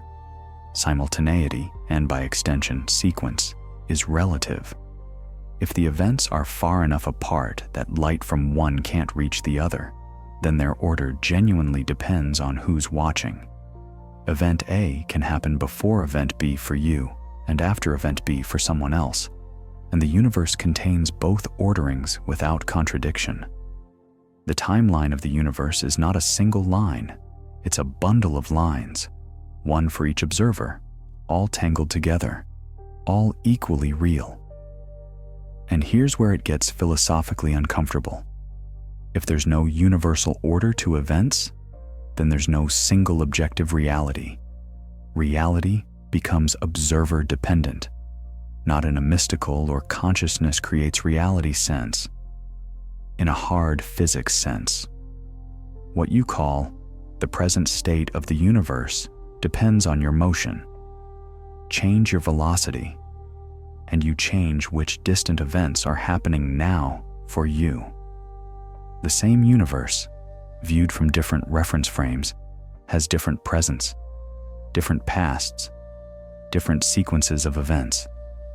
Two people moving relative to each other literally inhabit different realities, not different perceptions of reality. Different realities, different slices through the same four-dimensional space-time, each slice equally valid, neither more true than the other. It's a bit like two people looking at the same sculpture from different angles and realizing they're not just seeing different views, they're seeing different sculptures, because the sculpture doesn't have a single, correct orientation. This is what Einstein meant when he said the separation between past, present, and future is a stubbornly persistent illusion. Not that time doesn't exist, but that the division of space-time into past, present, and future is observer-dependent. Your past is not my past. Your present is not my present. We each carve space-time into our own temporal categories, and those categories don't match.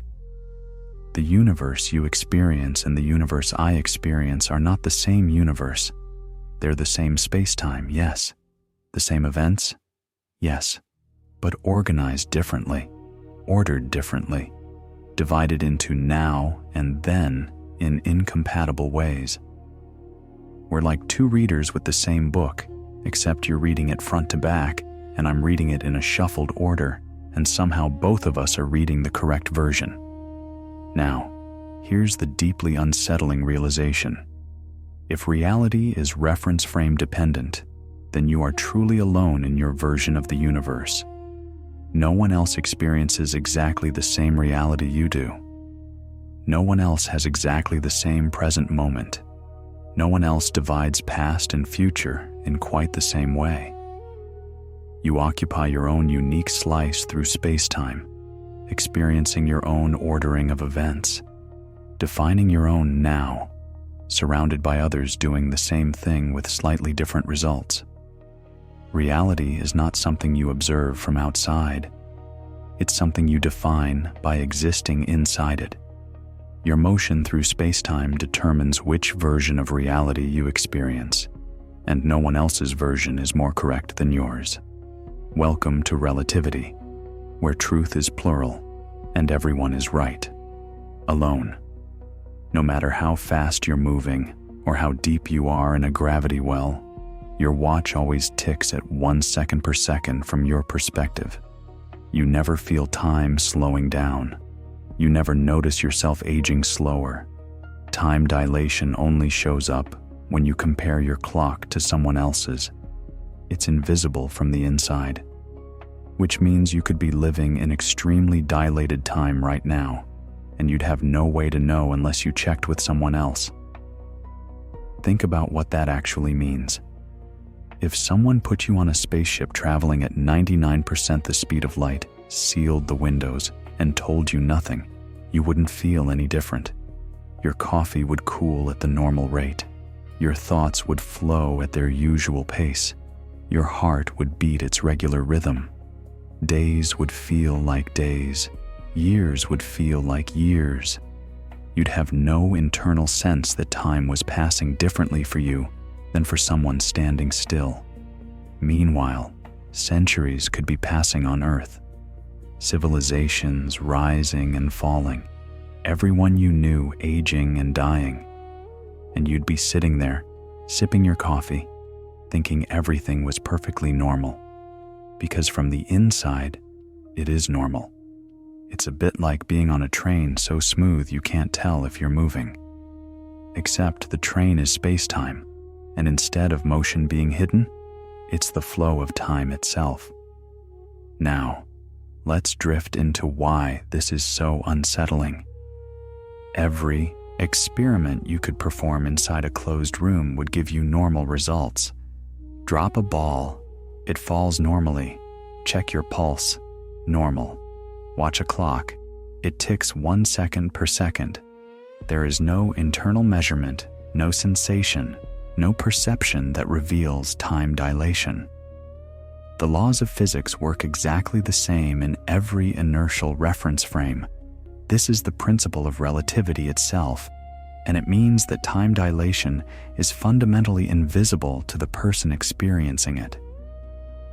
You only discover you're time dilated by comparison, by syncing clocks before you leave and comparing them when you return, by sending signals to someone else and noticing the timing is off, by stepping outside your reference frame and looking back in. From the inside, you're always experiencing time normally. This creates an epistemological problem that should keep philosophers awake at night. How do you know you're not in extreme time dilation right now? Maybe Earth is deep in some gravitational field we haven't detected. Maybe we're moving at tremendous speed relative to some cosmic reference frame.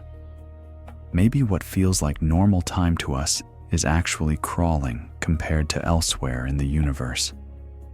We'd have no way to feel it, no internal sense that anything was wrong.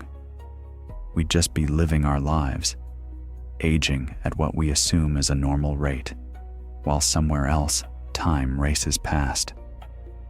It's a bit like finding out you've been living your entire life in slow motion, except there's no way to know because slow motion feels exactly like regular motion from the inside.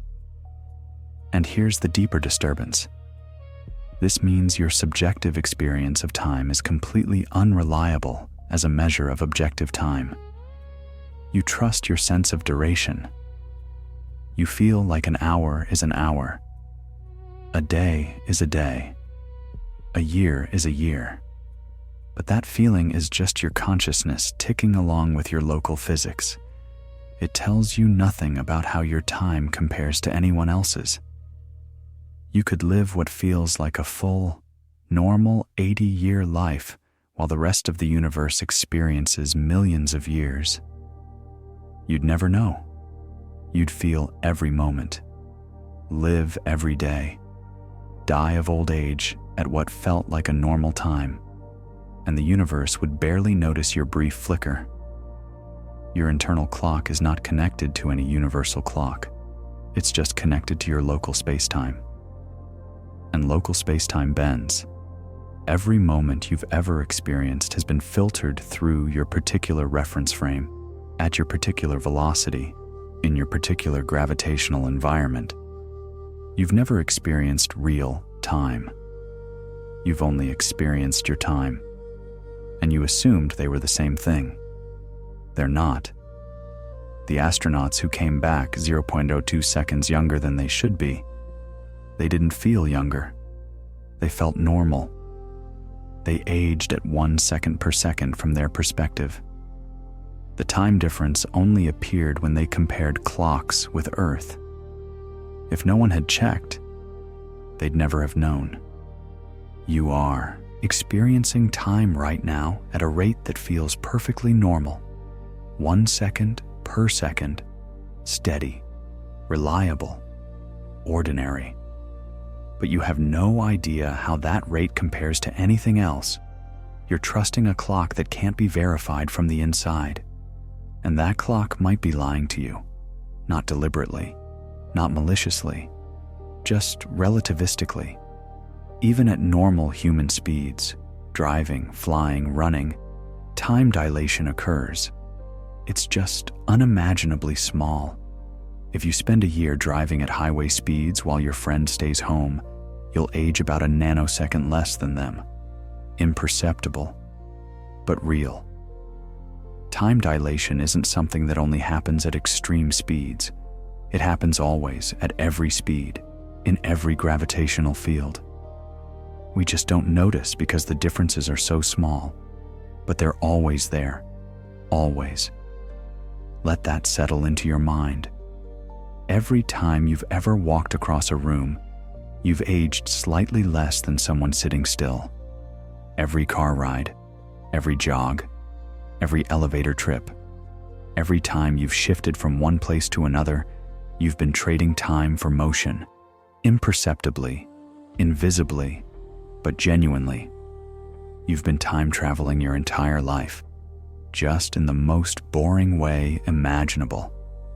It's a bit like discovering you have a superpower, except the superpower is saving femtoseconds, and you need scientific notation to describe your achievements. Now, let's drift into the actual numbers. Walking speed, about 3 miles per hour, dilates time by approximately 0.01%.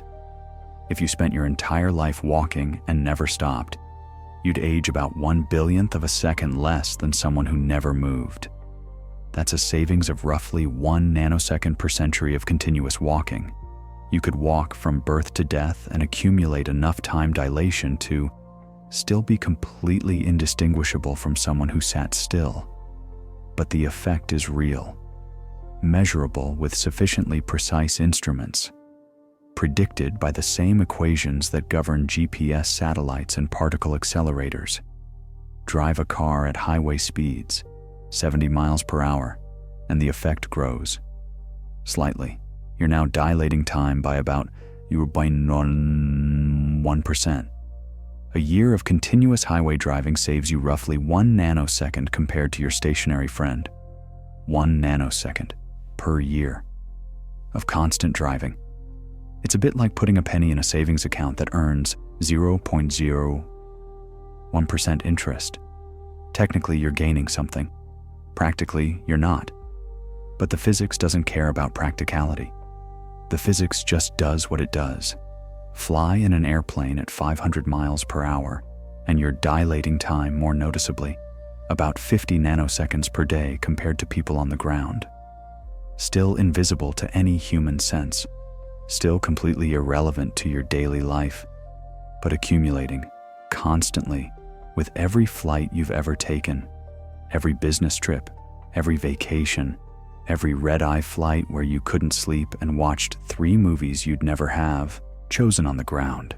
You were time dilating, aging slower, saving nanoseconds like cosmic pocket change. Over a lifetime of average air travel, you might accumulate a few microseconds of youth compared to someone who never flew. Congratulations. You've extended your life by less time than it takes light to cross a grain of sand. And yet, this is the same phenomenon that lets muons reach the ground, the same physics that makes GPS work, the same equations that would let you cross the galaxy in a human lifetime, if you could just go fast enough. The difference isn't in kind, it's in degree. Time dilation at walking speed and time dilation at 99.99% light speed are the same thing, just different intensities. Like the difference between a candle and the sun. Both are fire, both emit light, both follow the same physics. One just happens to be noticeable. You've been experiencing relativistic effects your entire life. Every motion you've ever made has been a tiny negotiation with space-time, trading duration for displacement, sacrificing femtoseconds of aging for meters of movement. You just never had instruments precise enough to detect it. And here's the thought that settles strangely. Right now, as you lie still, you're aging at the maximum possible rate. All your space-time velocity is going into time. The moment you move, even slightly, even just shifting in bed, you redirect a tiny fraction of that velocity into space. You slow your aging, by amounts too small to measure with anything but atomic clocks. But you slow it. Stillness is maximum aging. Motion is time preservation. Every step you've ever taken has been a microscopic investment in living slightly longer. You just never noticed, because the returns are measured in nanoseconds, and humans don't live in nanoseconds. Yet, you feel like time flows, like you're standing still while time rushes past. But relativity suggests the opposite. You're moving through space-time at the speed of light, always. The flow of time is just your motion through the time dimension. When you move faster through space, you move slower through time, because your total speed through space-time is fixed. Time doesn't flow. You do. And you've been traveling at light speed your entire life without realizing it. Let that reframe settle over you. Every metaphor you've ever used for time involves something external moving past you. The river of time, the sands of time, time flying by. You stand still, and time washes over you, carrying you from past to future like a current you can't resist. But that's backwards. Time isn't moving. You are.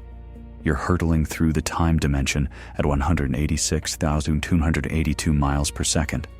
The speed of light, right now. Not metaphorically, physically. Your velocity through space-time is always exactly the speed of light. You just get to choose how much of that velocity goes into space versus time. Right now, lying still, all your cosmic speed is pointed into the time dimension. You're racing into the future at maximum velocity. That's why you're aging. That's why seconds pass. That's why cause leads to effect. You're moving through time at light speed. It's a bit like being on a train you can never exit, traveling at a speed you can never change, except the direction is negotiable. Now let's drift deeper into this idea. Imagine space-time as a four-dimensional fabric. 3 dimensions of space, left, right, forward, back, up, down. 1 dimension of time, past, future. You exist in this fabric, and you're always moving through it at the same total speed, the speed of light.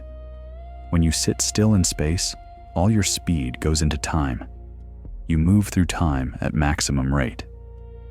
This is why you age at 1 second per second when you're not moving through space. But start walking, and you've redirected a tiny portion of your space-time velocity from time into space. You're now moving through space a little, which means you're moving through time a little less. Time passes slightly slower for you. You age slightly less. The faster you move through space, the more of your fixed velocity you're spending on spatial motion, leaving less for temporal motion. At 99% the speed of light through space, you've spent almost all your velocity budget on spatial movement, leaving only 14% for time. You're moving through time at 14% of normal speed. you age 14% as fast. And if you could somehow move through space at exactly the speed of light, then you'd spend 100% of your velocity on space and 0% on time. Time would stop for you completely. This is why light doesn't age. Photons have used up all their space-time velocity on spatial motion, leaving nothing for temporal motion. You can never join them. You have mass, and mass prevents you from redirecting all your velocity into space. You're doomed to always spend some velocity on time, doomed to age, doomed to experience duration. But here's the beautiful reframing. You're not passive. You're not sitting still while time happens to you. You're actively moving, traveling, racing through space-time at light speed every single moment of your existence. The feeling that time flows past you is an illusion created by your consciousness, which experiences your motion through the time dimension as the passage of time. But nothing is flowing past. You're flowing through. You're the one moving. Time is just the dimension you're moving through. It's a bit like sitting in a train and thinking the landscape is rushing by, when actually you're the one rushing through the landscape. Every moment you've ever experienced has been a moment of motion. Every second that passed was a second you traveled through. You've never been still. You can't be still.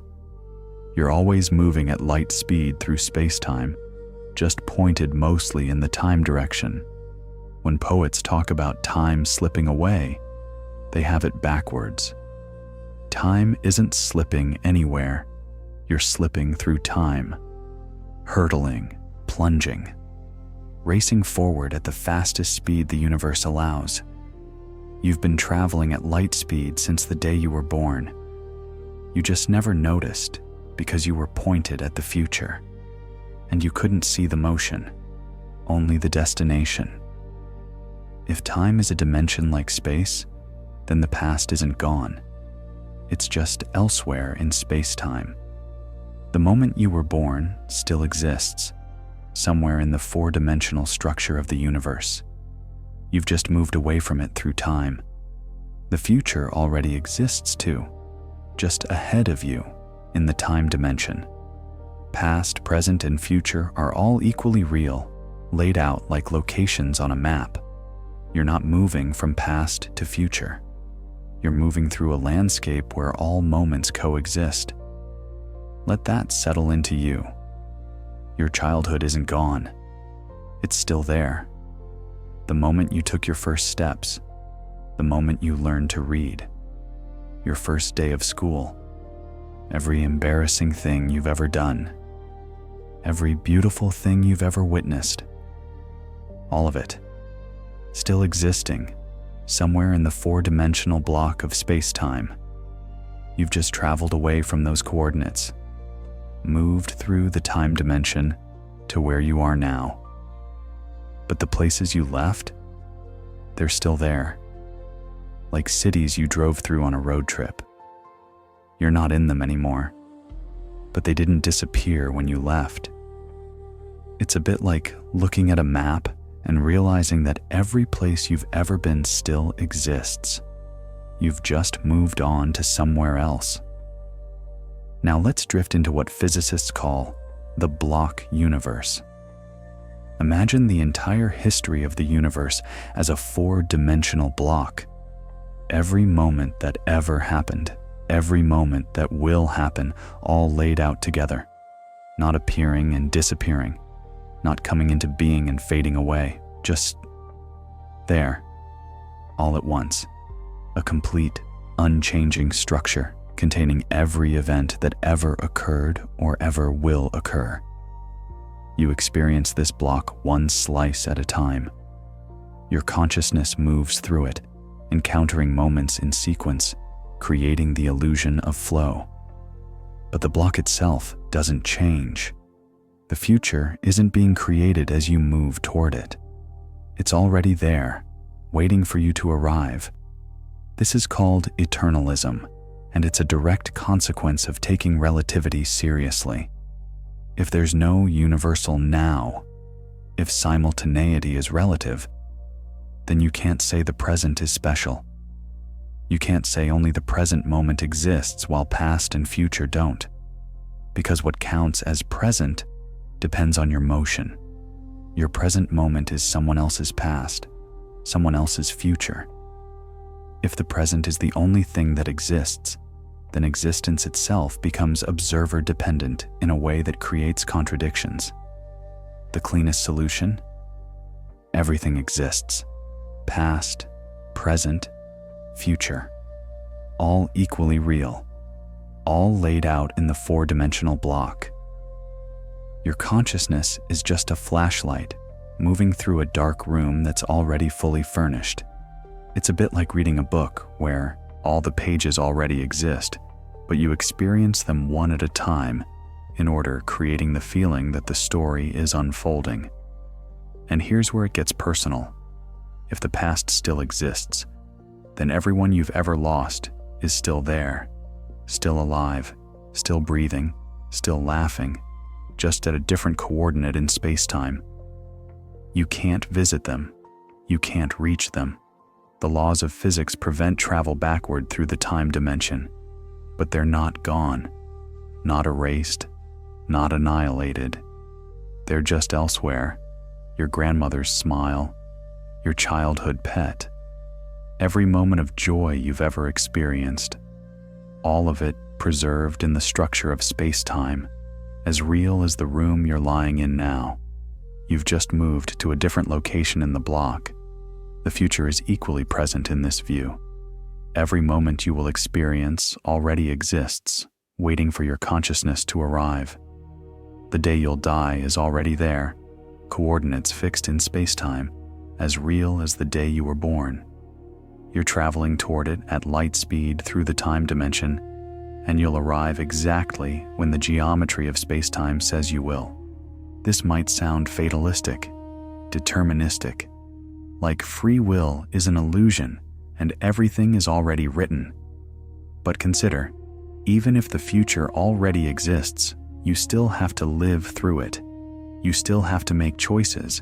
You still experience uncertainty and possibility and hope. The block universe doesn't change your experience. It just reframes what that experience means. You're not creating the future. You're discovering it, one moment at a time, moving through a landscape that was always complete. And the past you're leaving behind, it's not fading. It's still there. It will always be there. You just can't go back. If you took a relativistic journey, say, traveling at 99% light speed to a nearby star and back, you might age 5 years. But on Earth, 50 years could pass. Everyone you knew would be older or gone. Your children would be grandparents. Your home unrecognizable. You didn't travel to the future. You just traveled slowly through time while they traveled quickly. You'd return to a world that moved on without you, not because you left, but because you aged slower. Let that weight settle into you. This isn't a story about distance. You could travel to the nearest star and back, a round trip of just 8.6 light years. Cosmically speaking, you barely left the neighborhood. But temporally, you've leaped decades into Earth's future. Everyone you hugged goodbye has lived an entire lifetime without you. Your spouse grew old, remarried perhaps, died perhaps.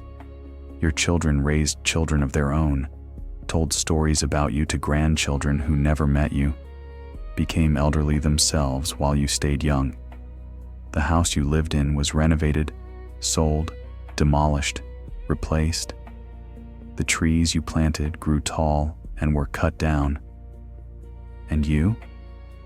You read some books, watched some movies, celebrated 5 birthdays, felt every day pass normally. It's a bit like going to sleep and waking up to find that everyone else lived their entire lives during your nap.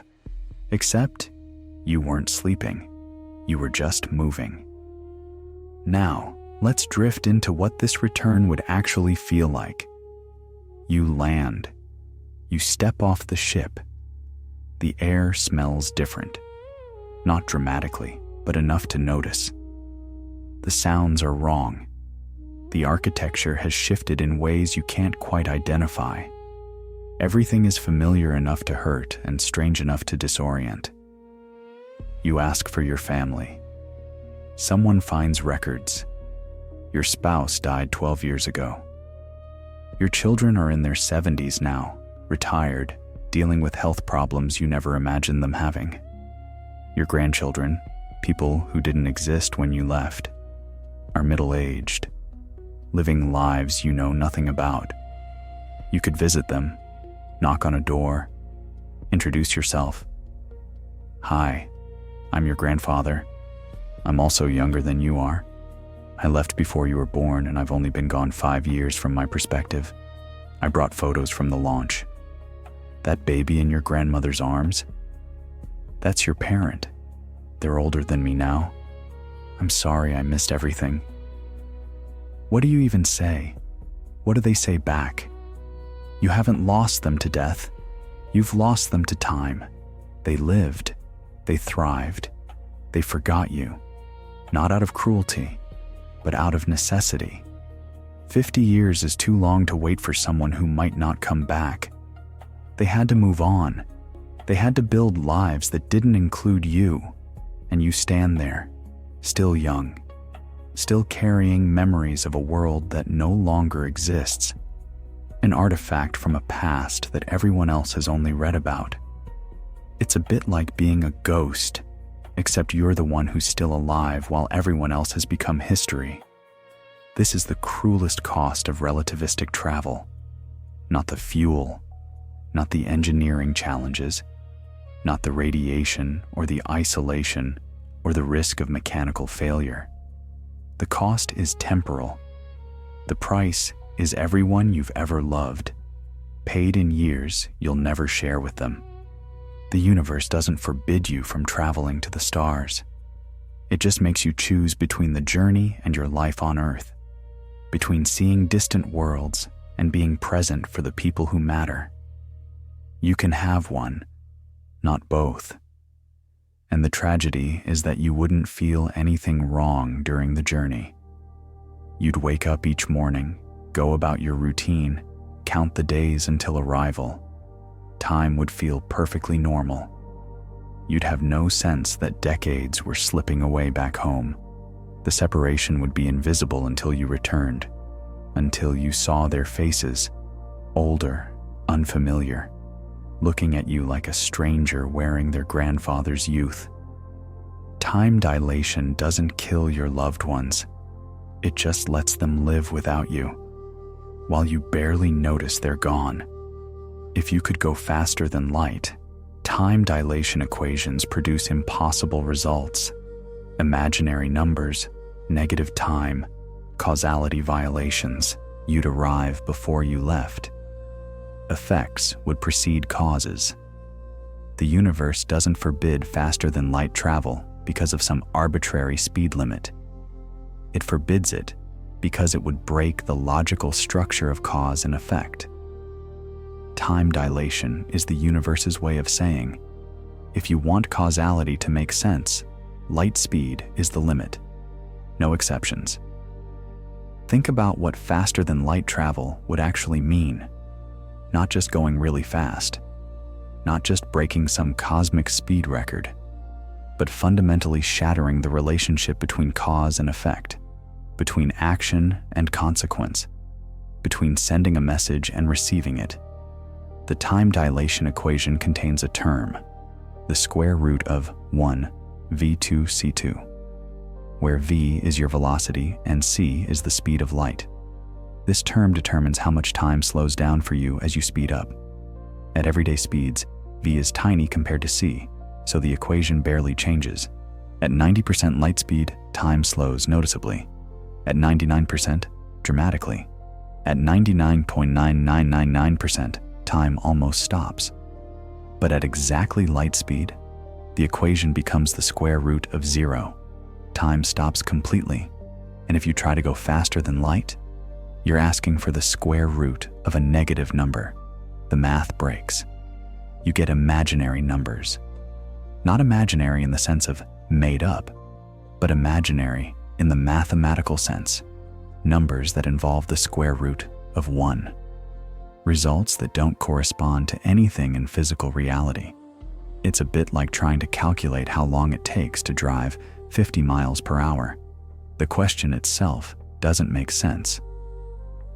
Now, let's drift into why this mathematical breakdown reveals something deeper. If you could somehow go faster than light, you wouldn't just be moving quickly through space. You'd be moving backward through time. Your arrival would precede your departure. You'd receive messages before they were sent. Effects would happen before their causes. Imagine sending a faster-than-light signal to a distant star. From your perspective, you send it on Monday. But from the reference frame of someone moving relative to you, that signal arrives on Sunday. They see the effect before the cause, the response before the message, the consequence before the action. Now they send a faster-than-light response back. From their frame, they're responding to your Monday message on Sunday. But when their Sunday signal reaches you, accounting for your relative motion, it arrives on your Saturday. You receive the reply before you sent the original message. Causality has looped. Effects precede causes. You could send yourself messages from the future. Kill your grandfather before your parent was born. Create paradoxes that don't resolve. The universe doesn't allow this. Not because it has rules against paradoxes, but because causality is fundamental. It's not a law the universe enforces. It's the structure the universe has. Cause and effect aren't suggestions. They're the scaffolding that makes reality coherent. And time, dilation, is the mechanism that protects causality. As you approach light speed, time slows down, making it harder and harder to accelerate further. You need more and more energy to go faster. At exactly light speed, you'd need infinite energy. This isn't because light speed is fast. It's because reaching light speed would require breaking causality, and the universe won't give you enough energy to do that. It's a bit like trying to walk north from the North Pole. You can get arbitrarily close, but the closer you get, the less north makes sense as a direction, until finally you're standing at a point where north is meaningless. Light speed isn't a speed limit in the traffic law sense. It's the edge of coherent spacetime, the boundary between time flows forward and causality breaks down. You can approach it. You can get 99.9999% of the way there, but you can never cross it, because crossing would mean entering a regime where the past and future become interchangeable, where time itself stops being a dimension you move through and becomes something undefined, broken, impossible. And here's the final truth. This isn't the universe being cruel or limiting. This is the universe being consistent. Causality is what allows you to exist, to think, to remember the past and anticipate the future, to make decisions and see their consequences. If faster than light travel were possible, none of that would work. You couldn't rely on effects following causes. You couldn't trust that today comes after yesterday. You couldn't build a coherent experience of reality. Time dilation protects you from that incoherence by making light speed unreachable, by ensuring that no matter how fast you go, cause will always precede effect in your reference frame. The universe isn't saying you can't go that fast. It's saying, if you went that fast, time wouldn't mean what you need it to mean. And so the limit holds, not as punishment, but as structure. The foundation that lets reality make sense. Every time you move, you're making a trade-off. Move faster through space, and you move slower through time. Sit still in space, and you move faster through time. You can't maximize both. This is why light, moving at maximum speed through space, doesn't experience time at all, and why you, sitting still, are moving through time at maximum speed. You're always moving at light speed through space-time. The only question is, how much of that speed do you spend on space, and how much on time? Let that settle into you. Right now, lying perfectly still, you are racing through the time dimension at 186,282 miles per second. All your space-time velocity, every bit of your cosmic speed budget, is pointed directly into the future. You're experiencing maximum temporal flow, aging as fast as physics allows. But the moment you move, even slightly, you redirect a fraction of that velocity from time into space. You slow your passage through time by an infinitesimal amount. You trade duration for displacement. Walk across the room, and you've chosen to spend a tiny portion of your light speed motion on spatial travel, leaving slightly less for temporal travel. You age a few femtoseconds less than if you'd stayed still. You are constantly negotiating with space-time, redistributing your fixed velocity between dimensions, choosing, with every motion, how to spend your cosmic speed. It's a bit like having a fixed budget and deciding how much to spend on groceries versus rent. Except the budget is the speed of light, and the categories are space and time. Now, let's drift into what this choice actually looks like. Imagine your total velocity through space-time as an arrow, always pointing at exactly light speed, always the same length. When you sit still, that arrow points purely in the time direction. You're moving through time at maximum speed, 219,792,458 meters per second into the future. Start walking, and the arrow tilts. A small portion now points in a spatial direction, north, let's say. The rest still points toward the future. But because the total length is fixed, the component pointing into time has shortened slightly. You're now moving through time at 299,792,457.99999 meters per second. The difference is absurd, imperceptible, irrelevant to any human experience. But it's real. You've traded time for space, and the universe has adjusted your temporal velocity accordingly. Drive a car, and the arrow tilts more. A larger fraction points spatially, less points temporally. You move through space faster, through time slower. Board a rocket at near light speed, and the arrow tilts dramatically.